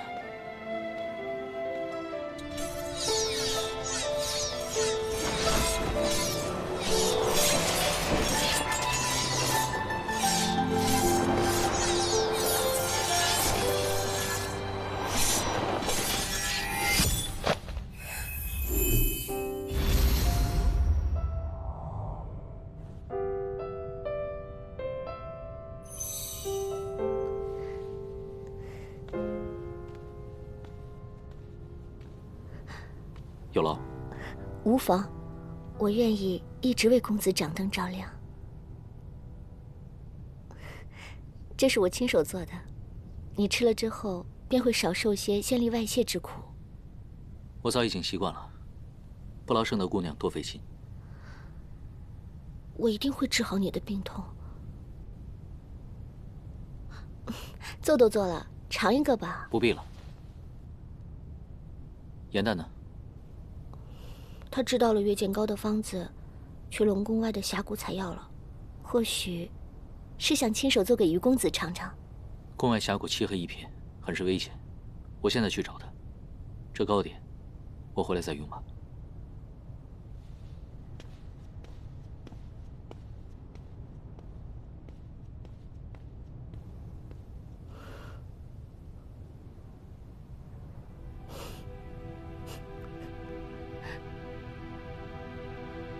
为何现在亦是如此？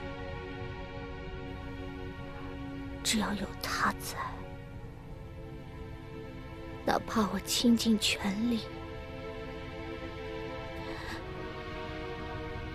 你也不曾多看我一眼。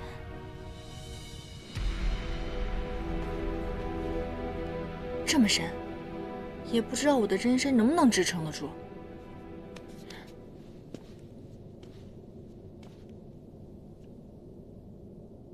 严淡，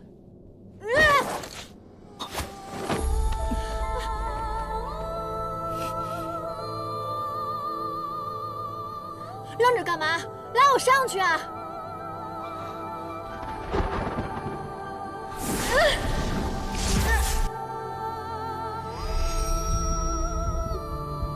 为何我的心这么痛？唐周，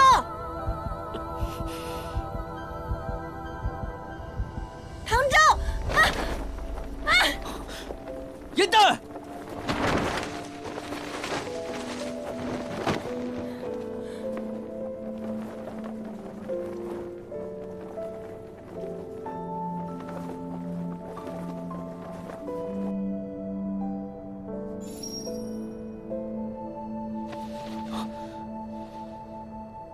你这小人！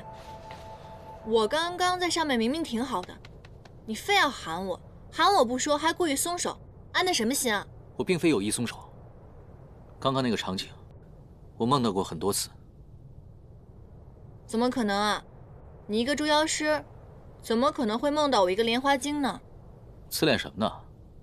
不是你，我也不知道他是谁，或许是我从前的孽债吧。这太多次了。我眼看着他伤心欲绝地跳下桥，却始终看不清他的面容。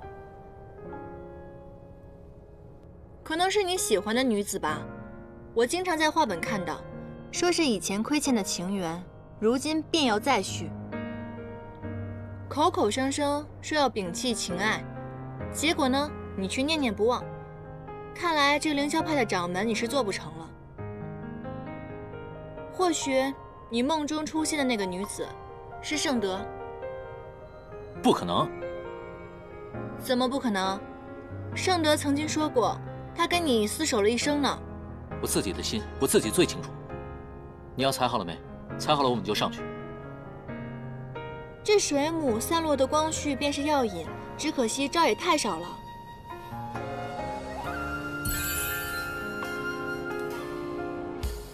抓紧了啊！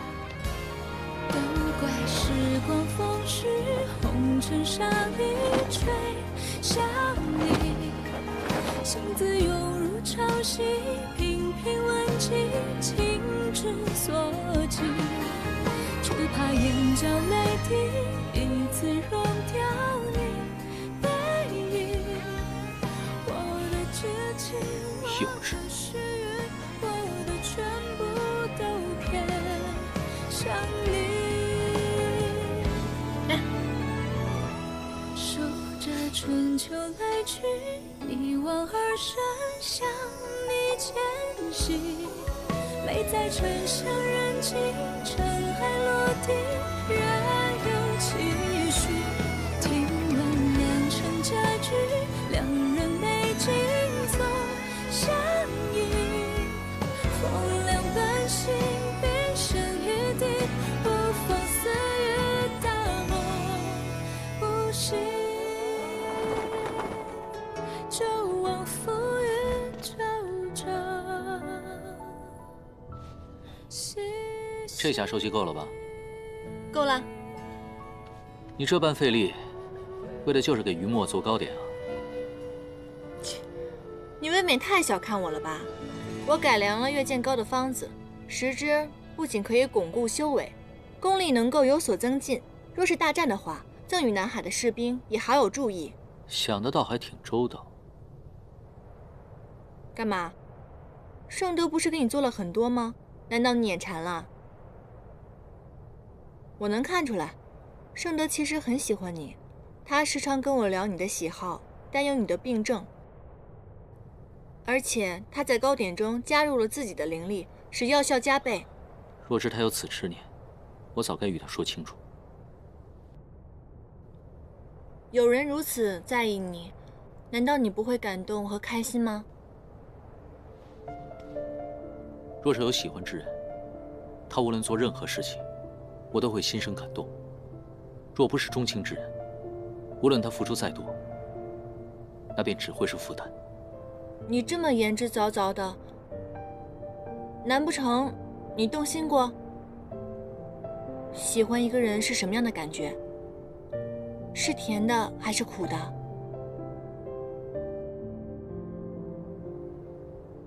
你管我？无论是苦是甜，我这修炼之人是无缘体会了。切，我才懒得管你呢。我去练剑了。啊，对了，你要再乱跑的话，再有下次，你就乖乖的进玉葫芦里。这小人，平日里口口声声的说不染红尘一念，被我揭开真面目，便要翻脸不认账。小人。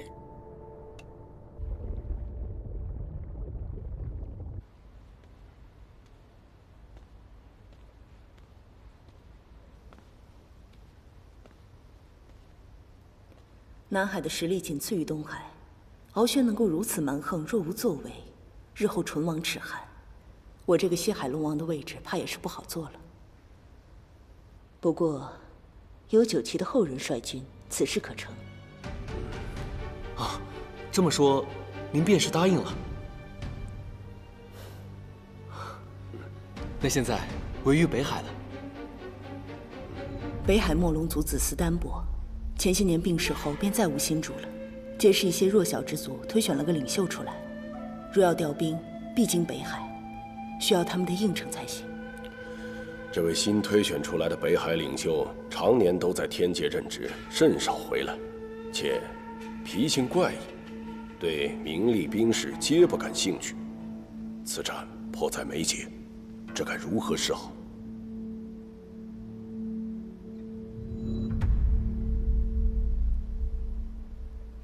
如果没有猜错的话，这北海之主，应该是蒙着黑布的这一位吧？是，但并非我因他不是龙族而心生怠慢，实在是此人言行怪僻，连入画时都不收敛一二，摆出来，怕有失庄重，让人笑话。无妨，那可否揭开一看呢？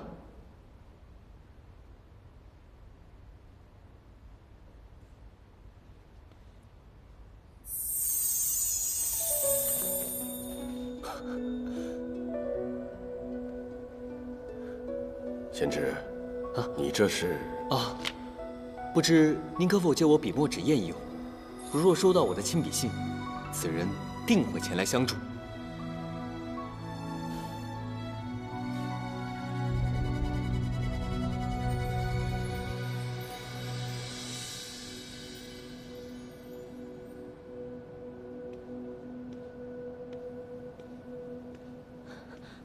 公主还是不肯喝。公主不肯喝，就是你没用。无用之人还留着做什么？够了！他虽是奴仆，也是你东海的子民，你便这么残暴御下吗？是又如何？是你被迷了心智，眼里心里都只有那个于墨。我就算为你做再多，在你心里也不过就是糟粕。敖轩，我之前确实是真心实意想要嫁与你，但是你始终不愿意相信，你口口声声说的心意，便是斩断我父王一条手臂，残害我南海子民。你这样的心意，我宁可不要。昭兰，我会对你好的。我自小就把最好的、最爱惜的、最温柔的一切都给了你。只要你父王听我的话，我就会给他尊荣，给南海尊荣的。但若我父王不肯杀了雨墨哥哥呢？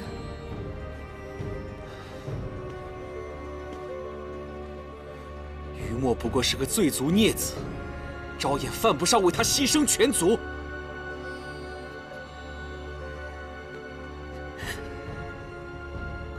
我如若早知道你的本性如此偏执残忍，我宁愿永不化出人身，也好过现在为了一纸婚约，连累于墨哥哥，甚至整个南海的安危。傲轩，我拦不住你，但是若你再伤害我所爱之人一根毫发，我便立刻自尽。你。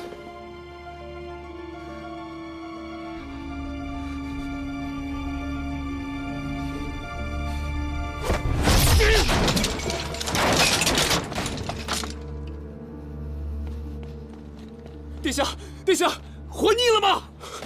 殿下，南海有人前来拜访。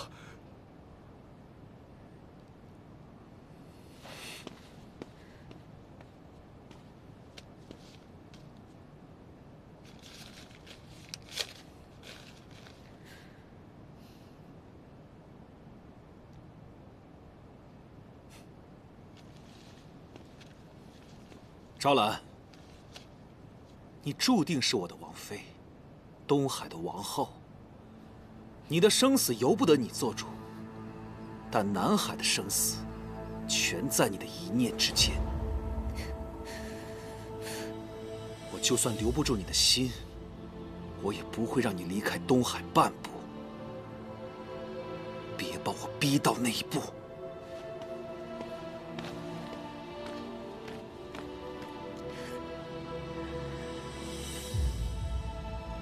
雨墨哥哥，你快逃回野兰山吧。唯有你平安，我才有勇气面对这一切。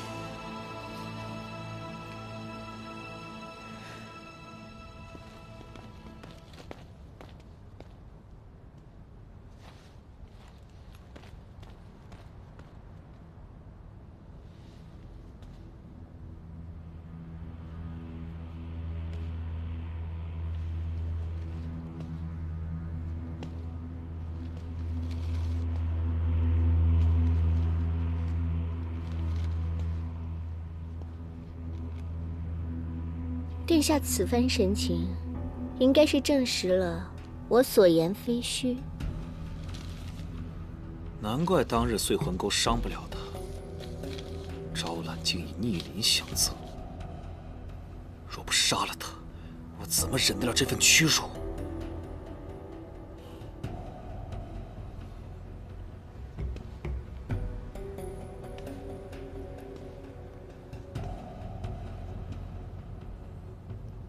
你不是他们的同伴吗？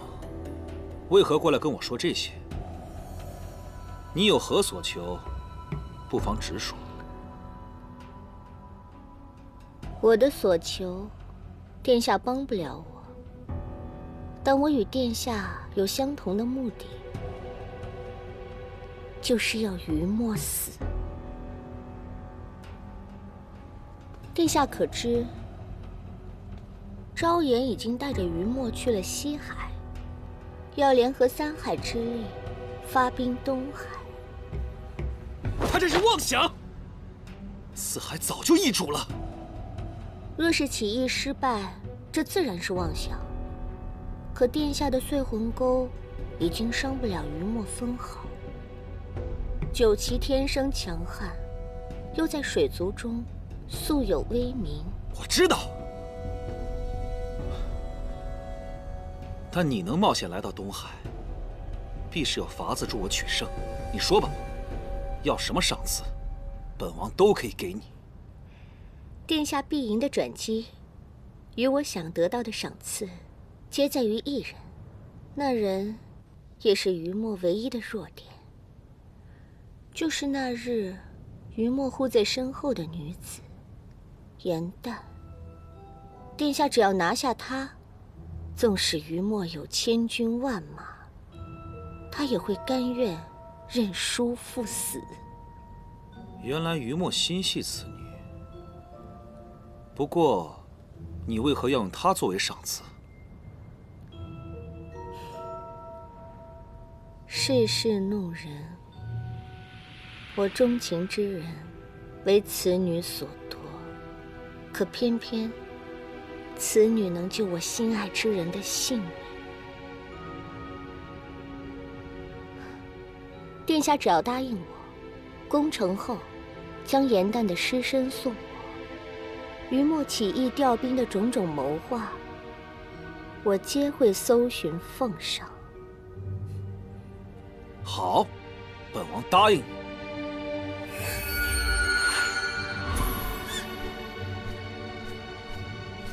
这是本王的家传灵兽无影兽，有任何风吹草动，你都可以用它传音传影于我，避免东南海之间往来繁复，惹人生疑。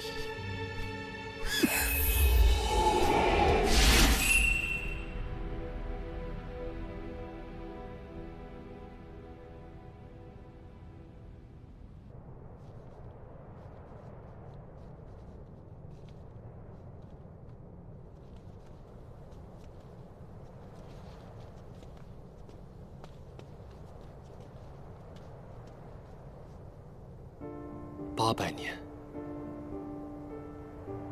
严旦渡忘川渡了800年，而我却在3界的千重万负中寻了他800年，却始终没有想到，他被困在了忘川水中。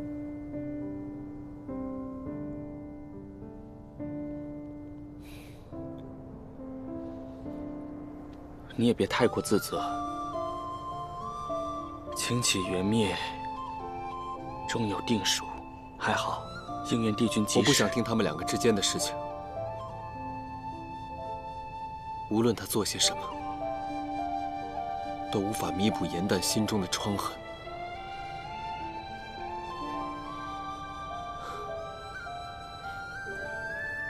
陆明，既然严旦在忘川水中走过，便代表他不想记起前尘往事。过会儿你见到他的时候，切莫提起。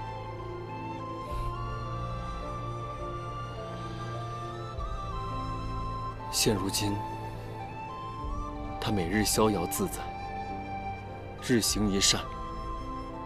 我希望往后的日子，他能始终如此。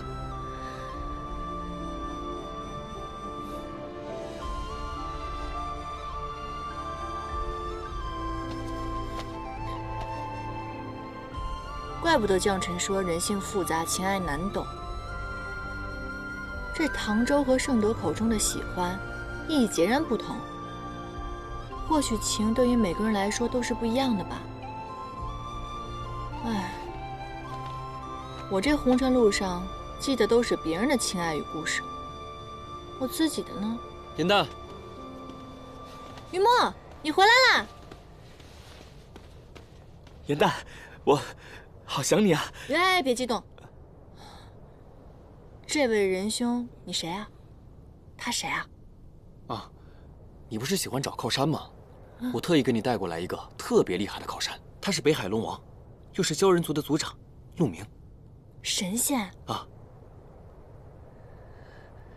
不是，你这有什么话好好说，你哭什么呀？这位神仙，你是怎么知道我叫严旦的？那个，我看过你写的梨园会，当真是妙笔生花，曲折动人，甚是仰慕喜爱。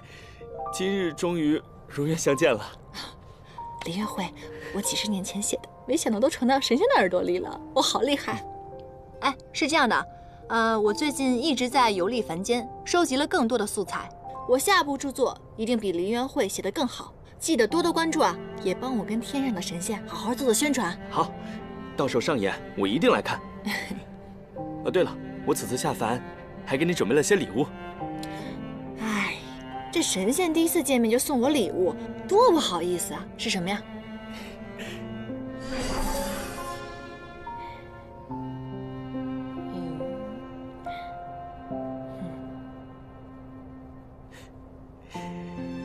哇，真没想到啊！你们神仙的西瓜这么好吃。你这个朋友我交定了，哎，你以后来延兰山找我们玩的时候，能不能帮我们多带几颗瓜？没问题啊，我陆明平生最不缺的就是瓜了。这西瓜种子全都给你了，保你以后1年4季天天都有瓜吃。我平日里当差忙得很，要是得了空，我一定也去宜兰山小住。到时候你可得日日来陪我聊天解闷哈。没问题。哎，林墨，我们在山里辟一块地种这个吧。只要你喜欢，把整个宜兰山都拆了，当瓜田，又如何？哼。林丹，再吃一块。谢谢啊。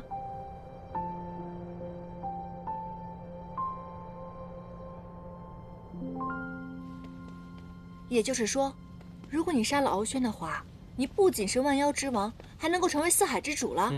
哼，我就说嘛，我八字一定带旺。我找靠山，就算找了个麻雀，这麻雀都能变成凤凰。谁说不是呢？说不定若是没有你的话，我还是一条小黑鱼呢，怎么可能成为9旗呢？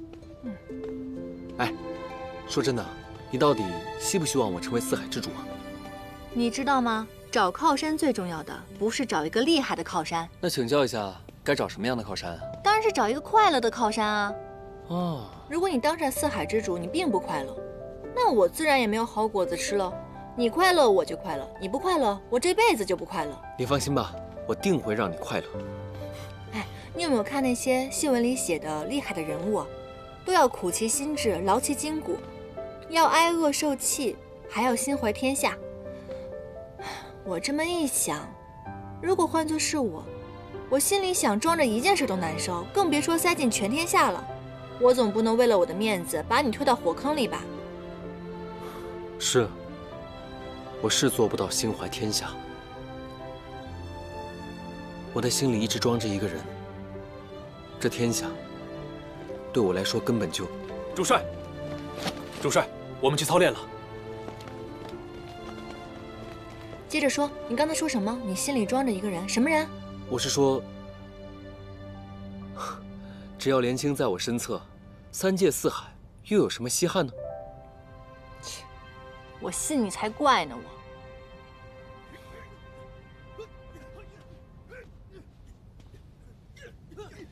明日便要出战了，为什么不去休息？怎么还苦练了起来？我知道，啊，是为了昭兰公主。我刚刚给这些士兵送糕点的时候，就已经听到了。这位昭兰公主虽然是名女子，但颇有君主的风范。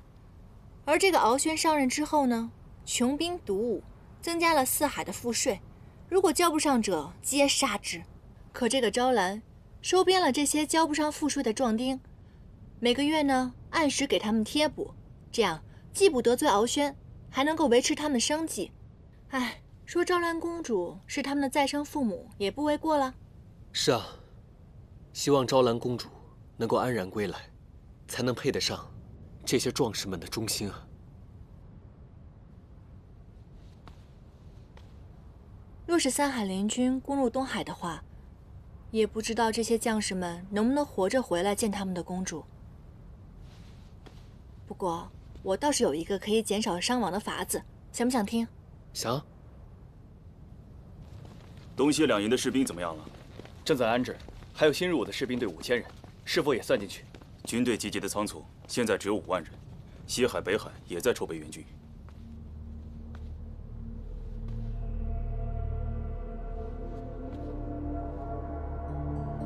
不行，风险太大了，事关生死，不可胡闹。此法风险虽大，但若是一旦成功，便会有将近10万水族战士窒息干戈。我妖法虽然没有那么高超，但是保护自己肯定没问题的，相信我。圣德，你刚刚去干嘛了？晚上的时候都没有见到你。这龙宫太大，散步一时迷了路。对了，军队彻夜操练，明日便要开战了，你们可有对策了吗？你有没有听过一个折子戏，叫做《荆轲刺秦》啊？严旦。事关军机，切莫胡闹。哎，我没胡闹啊，这是古往今来的第一妙计啊！这样，我演樊无期，你演荆轲，凭借咱俩的智慧，一定能把那敖轩打得稀巴烂。昔年荆轲借献樊於期人头行刺秦王，若非荆轲一时慌乱3次而不中，历史怕是早已改写。莫不是颜淡妹妹想要效仿？正是。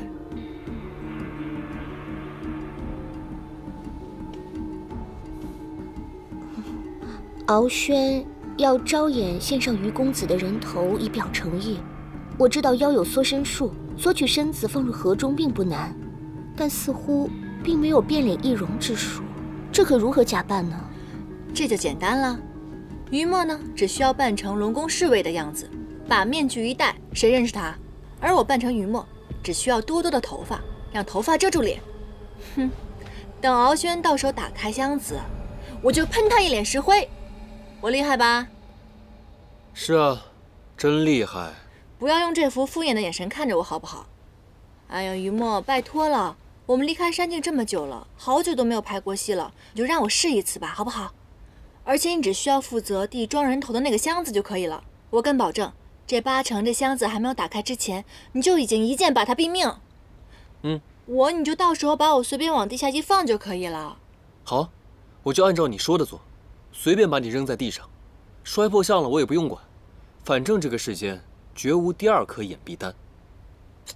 对我来说，容貌并不是最重要的，重要的是智慧，懂吗？确实。于公子与颜淡妹妹的感情真好，于公子担心颜淡，不忍将她拉入危险之中。我一时感同身受，只可惜那人不会如颜淡妹妹这般领情。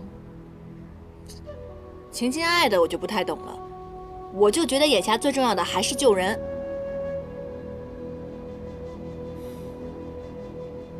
于公子，我知道你对我心有芥蒂，可是我仍想恳求你，婚宴之战，能否别将唐公子拉入战局？他与我有救命之恩，我不忍看他冒着罹难失败的风险陷入险境。我愿意带他前去，赴汤蹈火，以成全他的相助之心。于墨，龙王好像也说过，不想让唐州牵扯到此事。要不这样吧，这次就别带他玩了。等我们戏演完以后，就跟他分享胜利的果实，也算是便宜他了。你觉得呢？你回来了，怎么样？3海君主以我为主帅，打算大婚之际，一举推翻敖轩政权。要是在他们的地盘动手的话，会十分危险。我和你们一起去。不必，你的身份如此尊贵，若被人发现，恐有不测。你放心吧，西海跟北海均答应我出战，我认为得胜10有8九，所以你们3个在此地等我便好。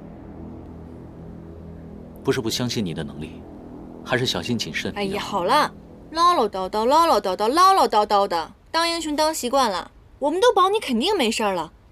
你明天就当英雄背后的女厨娘，烧几个好菜，等着给于墨庆功好了。你才是美厨娘呢。战场多变，有什么危险的话，立马通知我。放心吧。纵然你此生仍不会爱我，只要你吃了邯郸之心，平安康健，我守着你过完此生也是好的。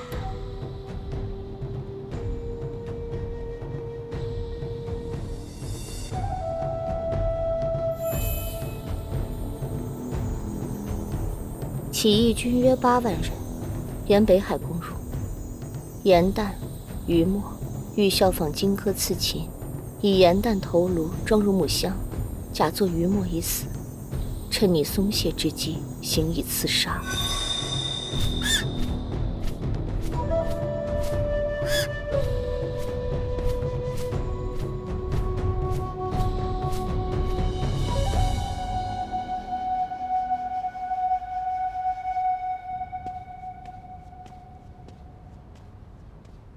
于墨，尚德，你们快进来帮我一下！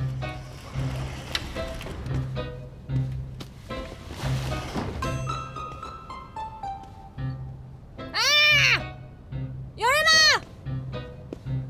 进来帮我呀！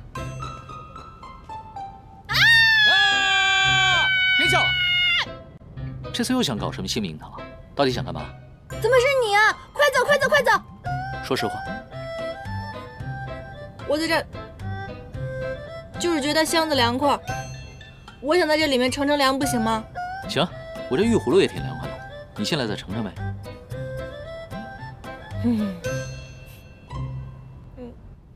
东海父子，残暴不忍久矣。本王顾念东海旧义，苦苦忍耐，然而敖轩竟私自带兵闯入我南海龙宫，斩我将士，夺我女儿，斩我一臂。仁慈之心，竟使得四海鸡眼生祸。本王再无可忍耐，信天不亡我南海，救其遗孤，重现于世。大婚喜宴，击杀敖轩，三海联合起义军攻入东海，重塑四海龙尊之位。按照往日惯例，入宴人数不得过千，所以招演殿下精选尔等精兵强将，随我共同前往，以制香为号，控制殿内。若能顺利击杀敖轩，此战不战已胜。日后四海安危，今日竟交付于诸位之手。是战敖轩，是战敖轩，是战敖轩，是战敖轩，是战敖轩。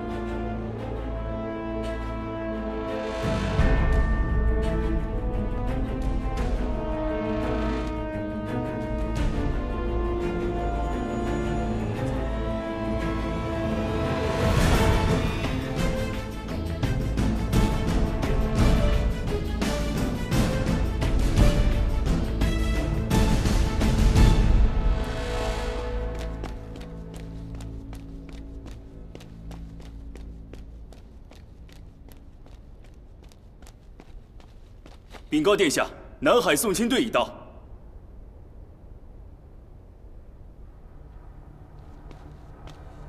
殿下，殿内所有将士已准备就绪。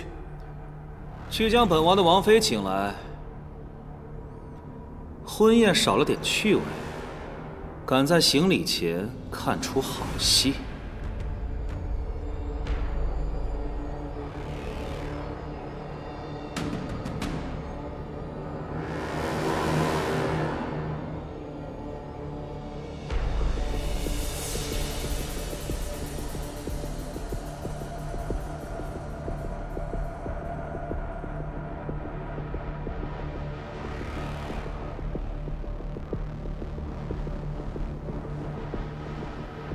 赵兰公主，南海龙王亲来庆贺，殿下请您移步正殿。难道父王真的杀了云墨哥哥？赵兰公主，若是婚服繁琐不便，奴婢可进来伺候。殿下这……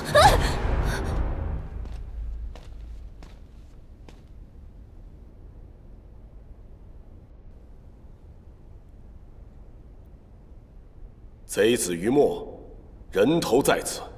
请殿下过目，望殿下怒火烧减，与小女永结同心，恩爱不移。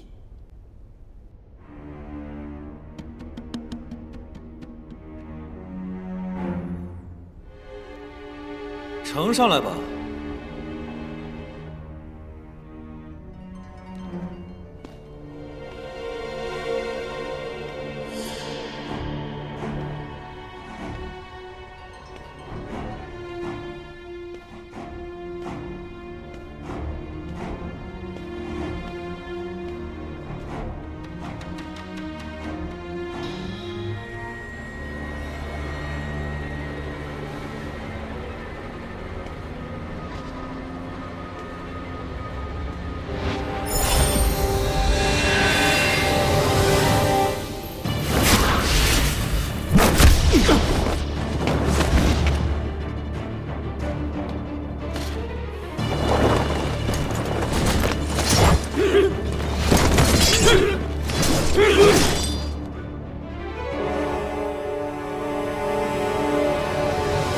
于墨，放下武器，束手就擒。否则我就立刻毁了此箱。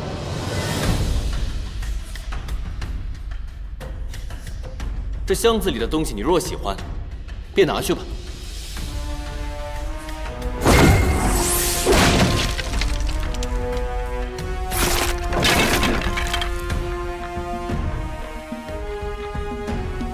把人带上来！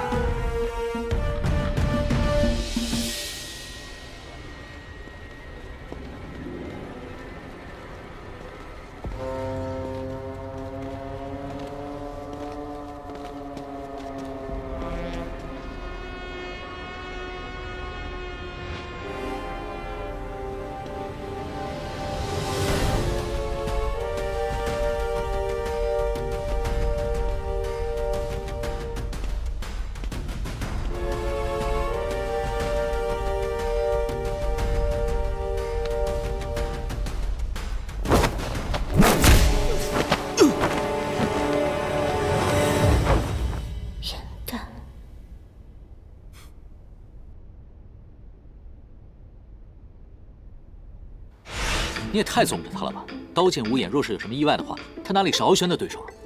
这计策风险如此之大，你们居然还瞒着我！哎呀，你又不是不知道他是什么样的性格，你若不依他，说不定突然之间溜到婚宴现场，搞出什么自由发挥，那不是更危险？无论如何，这人头放在木箱里不行。好吧，好吧，荆轲刺秦不演也行，那就换一出，狸猫换太子如何？昭兰公主，我是云梦的朋友颜淡，快把衣服脱了。昭兰呢？把昭兰给我交出来，不然我现在就杀了你！真是癞蛤蟆想吃天鹅肉啊！公主已经让人送回南海了，她如今已经是我们野兰山山主夫人了。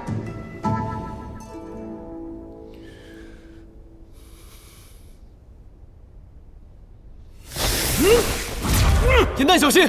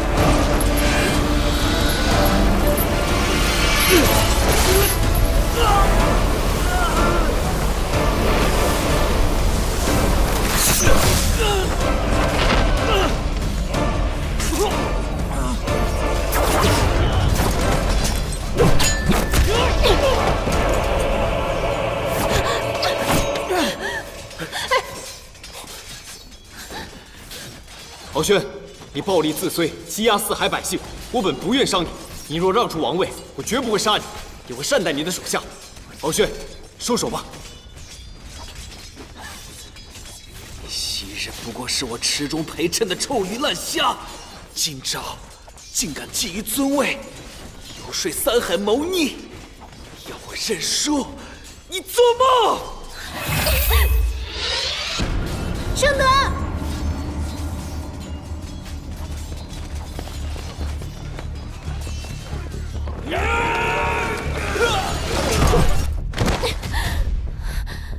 是他们临时改变了计划，我并不知情。余墨竟有青离帝君应渊帮忙，你为何从未提及？我只是一个普通术士，什么帝君，我不知道。你当我是傻子不成？那日你一走，我却派人调查了你的底细，你是妙法阁前任掌事银灯。你最好祈祷自己对他们而言足够重要，我便以你为人质换回招揽，否则我便让你见识到愚弄本王是什么代价。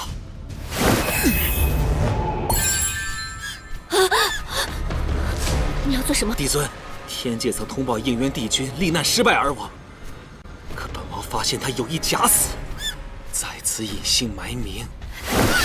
你休想！天界不能有情，您犯了情戒而被贬下凡，如今到了凡间还如此多情，好，本王就成全你。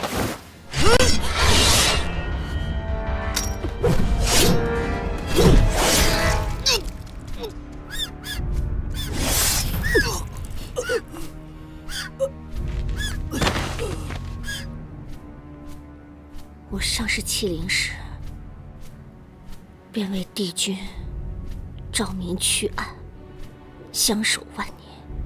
我自当忠心于他，护他周全。在天界如是，在凡间更是如此。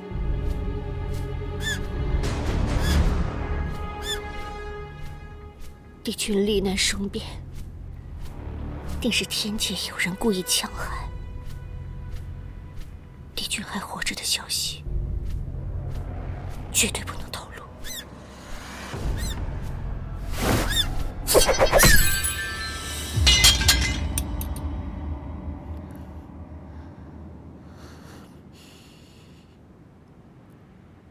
圣德，圣德，你还好吗？你在哪儿啊，圣德？圣德，圣德，你没事吧？没事吧？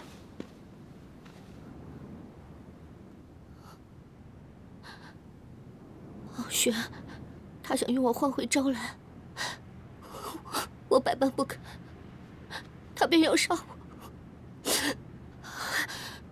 抵挡之前，我想到唐公子刚消了他的逆鳞，我就趁他不备，用碎魂功杀了他。没事没事，他死有余辜，别自责了。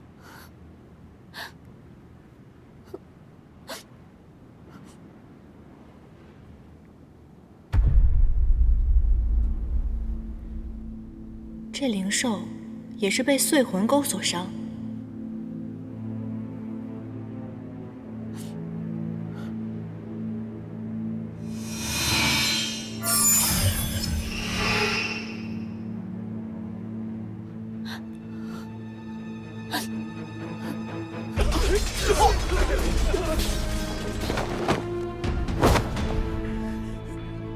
敖轩已死，你们莫要再做无谓的抵抗了。敖轩残暴欲下，四海怨声载道。既然他并非明君，你们何苦还为他卖命？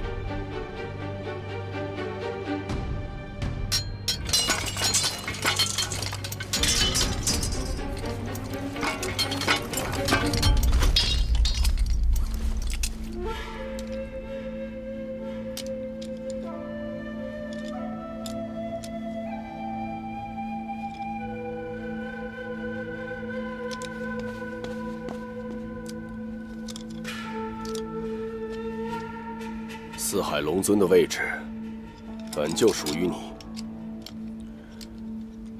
你本是先祖，现在落山为妖，就无不甘吗？我堂堂正正为妖的这些年，是我自出生以来最快乐的一段日子。若能一生如此，让我付出任何代价，我都心甘情愿。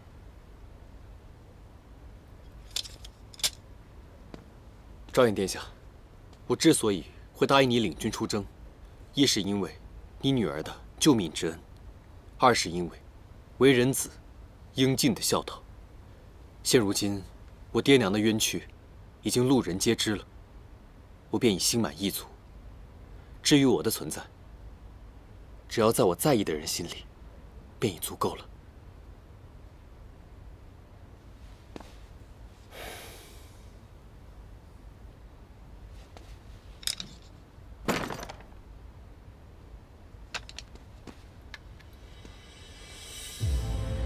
这戒指与敖轩有何关系？是白龙族的家传灵兽，这无影兽有传音报信之能，敖轩与其父各有一只。这只属于老龙尊敖齐。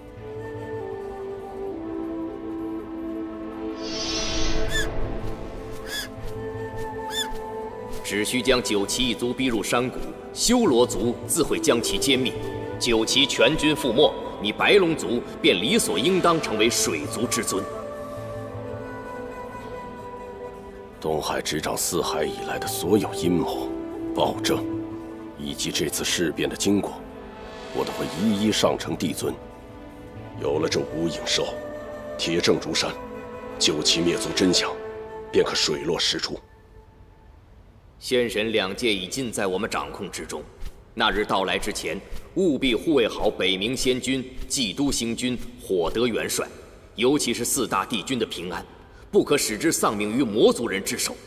这几人之死与我们大有助益，事关万年来筹谋的大计，不可有失。这段对话为同一人所说，殿下可知此人是何人？以此人的口吻，应该是天界之人。这无影兽，旧日敖齐也常常放飞天界。看来，前任龙尊背后有人指点布局。自创世之战，直至仙魔之战，都在那人计划之中。难道三帝君与北冥仙君、冀都星君之死，是此人所为？师父他不是战死，而是被害死的。他和我爹娘一样，就这般不明不白的死了。雨墨仙知，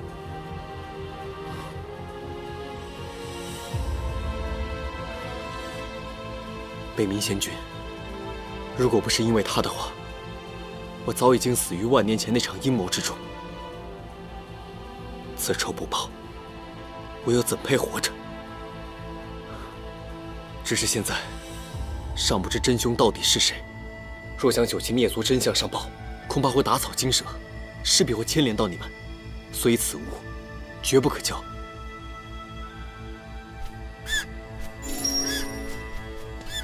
贤侄不用追了。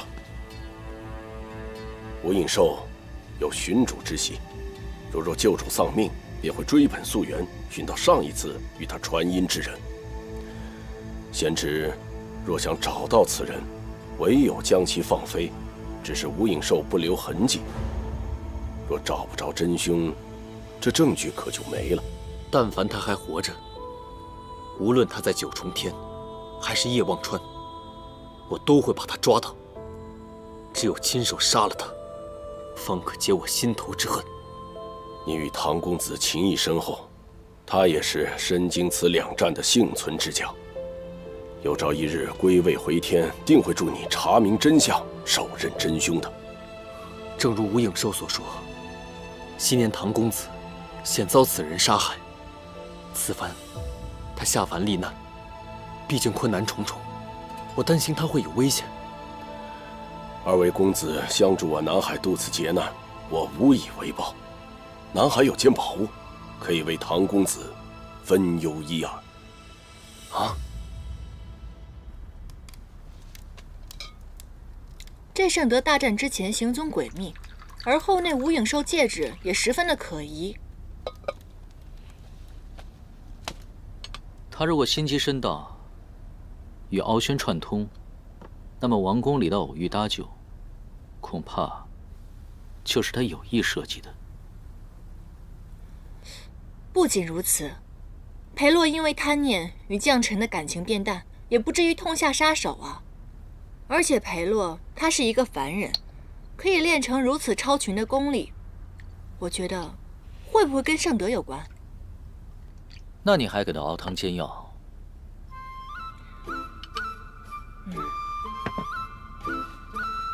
我只是怀疑，没有实证。不过，就算他有万千狡饰，有一点我肯定没有观察错，那就是他对你的情感不然怎么可能放下王权富贵，而且有意让你避开战局呢？哦，那你的意思是？没错，这碗药你给他送去，顺便略施美男计，套点话出来呗。演戏可是你的擅长，这事儿就交给你了。哎，不是，演戏有什么不会的？送体贴，送温暖嘛。顺便还可以验证一下，她是不是你梦中的那个女子啊？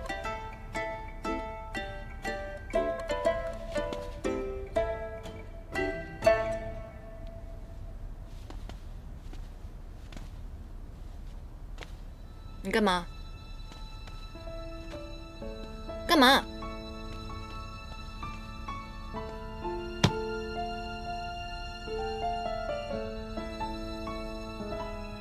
是这么验证吗？那不如你教教我演戏啊。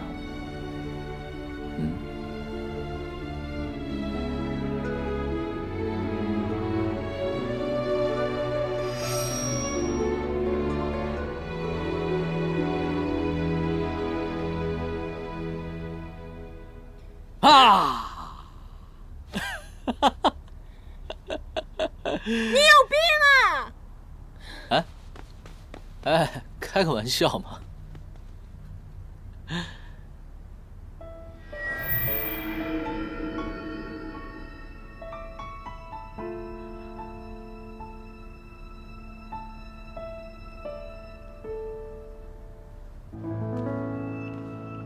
于墨拿到了那戒指，必然对我疑心更深。没有了敖轩，那我就自己动手。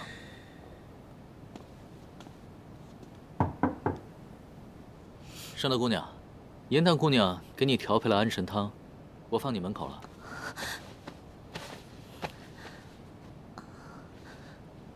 唐公子，我身子甚是不适，不知是否中撞了经脉，能否麻烦你进来帮我瞧一瞧？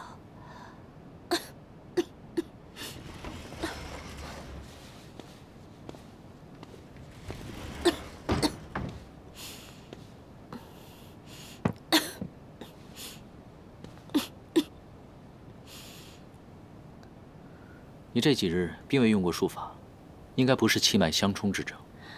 唐公子，我气虚无力，能否麻烦你坐到床边，给我把脉瞧瞧？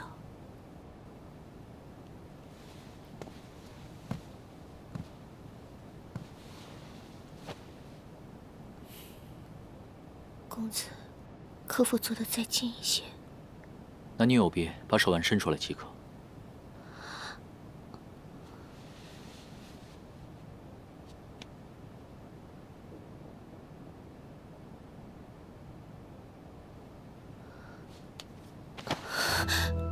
公子，圣德姑娘，请自重。这要是被旁人看见的话，会坏了你的清誉。赶紧放手。这深海龙宫极是潮热，我被这水汽浸染，体内极寒，痛苦不已。圣德姑娘，请放手。圣德真的好冷，求公子给圣德暖暖。凌霄派向来救助众生，我亦是众生之一。难道唐公子要见死不救吗？你真的要我救你吗？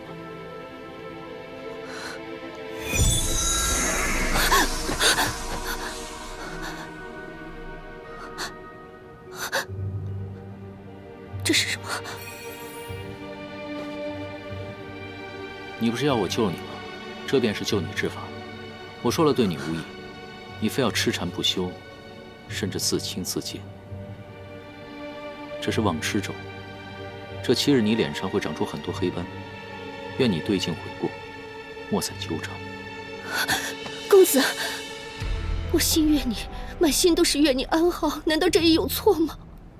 我为了救你，10年功力注入月剑膏，而你甚至连碰都没有碰一下。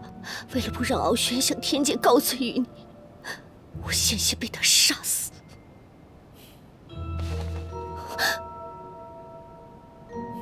你说关心我，却将于墨、颜淡置于险境，这就是错。敖轩之死有诸多的疑点，你想借此事来伤害他们二人，这便是错上加错。我希望你没有那么做，要不然一开始救你，便也是错。我若是错过，那你便是错因。你知道我埋首肮脏不堪，可这一切都是为了你。你嫌疑破损，若不尽快找回其他神器，1年之内，必然仙力爆体，魂飞魄散。这世间唯有一人知道医治之法，那便是我。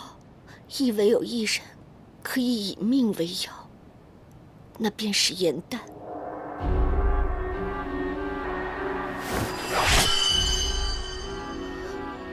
你对他做了什么？我尚未伤他分毫，你便以剑相向。你若伤了他，这把剑必定会洞穿你的心脏。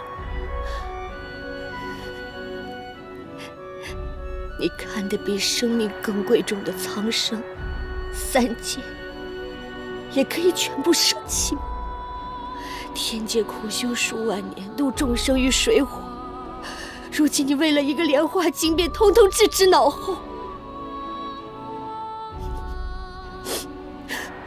我告诉你，三界因你而生，今日你若不杀了颜淡，来日魂飞魄散，三界亦会因你受难。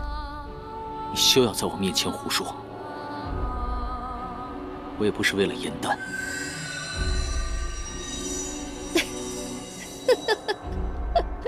你口口声声身负大义，不近女色，不过就是在自欺欺人罢了。你心中已经有了颜淡，是不是？是与不是，都与你无关。邪魔歪道，才会以命为药。你休要再骗我。若是你敢在于墨和颜淡面前胡说八道的话，我绝不饶你。我会如约送你回师门。你最好不要骗我。若回师门之后发现你言行不一，我这把剑除了杀妖之外，也能杀尽恶人。你要杀我？若你该死的话，我不会放过你。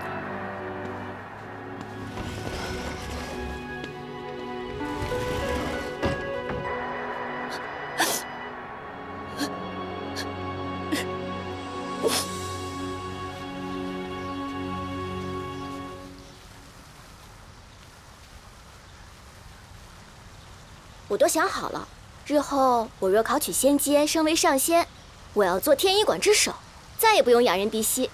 美的你！哎，樱桃，你呢？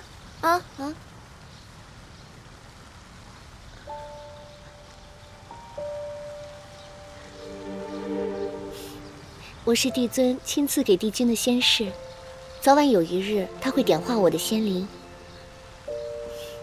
到时候我会永远跟在他的身边，共享尊荣。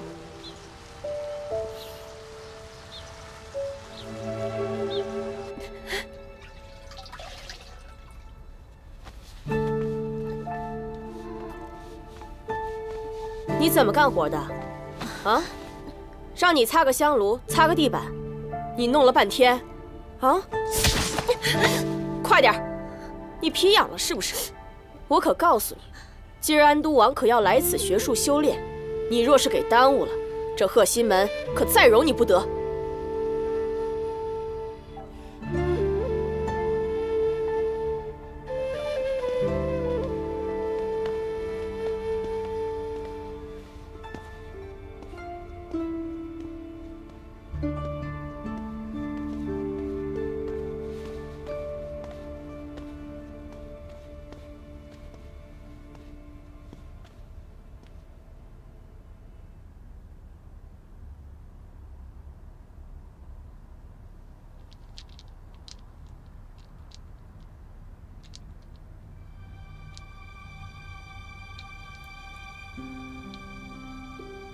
为你，我蒙受奇耻大辱，苦苦忍耐，终成一人之下，万人之上。我只有一个期望，就是与下凡历难的你重逢。王宫相遇的那刻，我多么欢喜！我为你筹谋、思虑，换来的却是你一剑相知，一命血泊。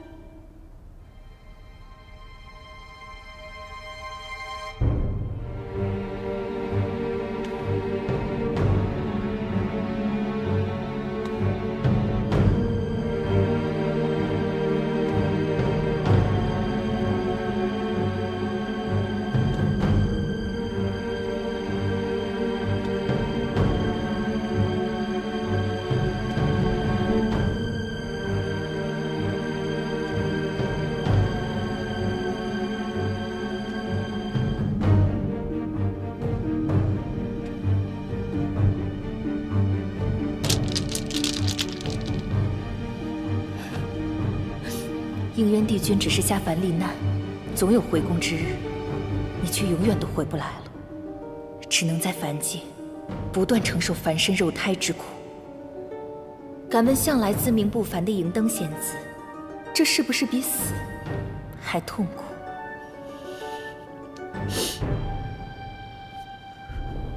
这一次，我一定不会让你像在天界一般，为了个颜丹受尽苦痛。帝君，无论你领不领情，这一次我必须这么做。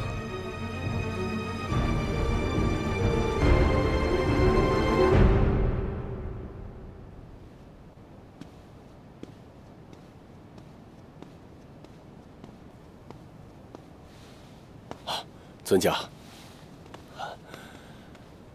尊驾，殿下，尊驾救我南海于水火，此恩无以为报。南海物理贫乏，没什么拿得出手的妙策法器。此珠灿若星辰，乃我南海至宝，望尊驾笑纳。此事多亏了于墨筹谋，才击败了敖轩，唐州不敢居功。此物如此贵重，还请殿下收回。殿下，唐某确实有事想请教一下。啊，尊驾请讲，老夫必当知无不言。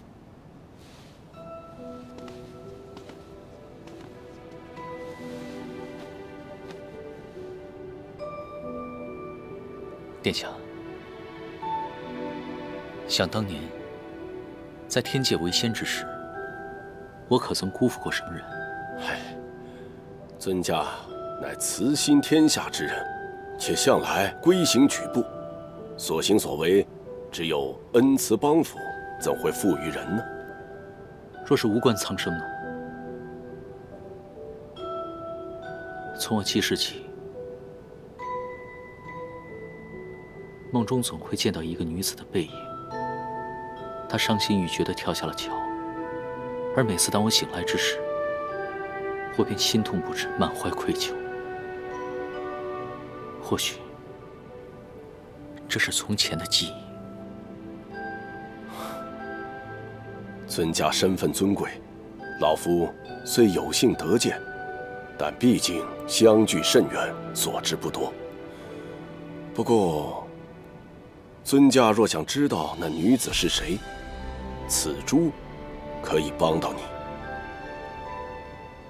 此珠名为幻意珠，有牵引思绪之功，若研磨服下，便可知前生过往。尊驾与我南海有大恩，老夫无以为报。想着尊驾若恢复记忆，便能早日收回神器，归位回天，此乃三界之幸。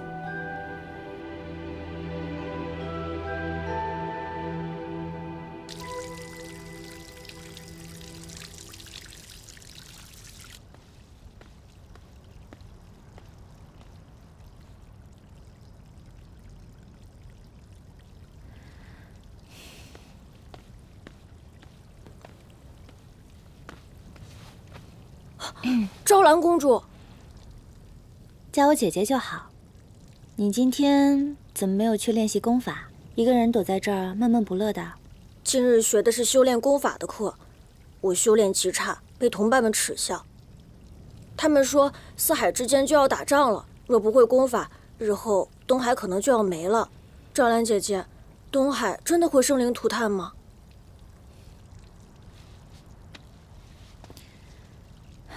姐姐向你保证，三海不会攻打东海。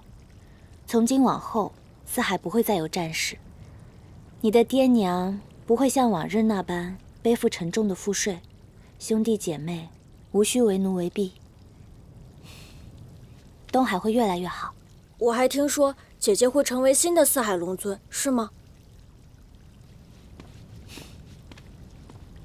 你说的没错。雨墨哥哥，你昭兰姐姐一定会成为一个仁慈、博爱的龙尊，我保证。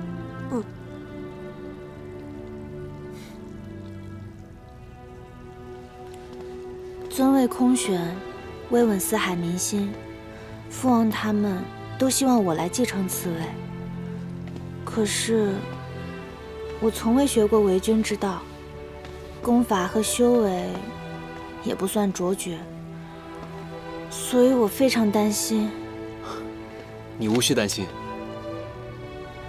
为君者不需法力高超，那是将才之道；亦不需精通谋略，那是谋士之责。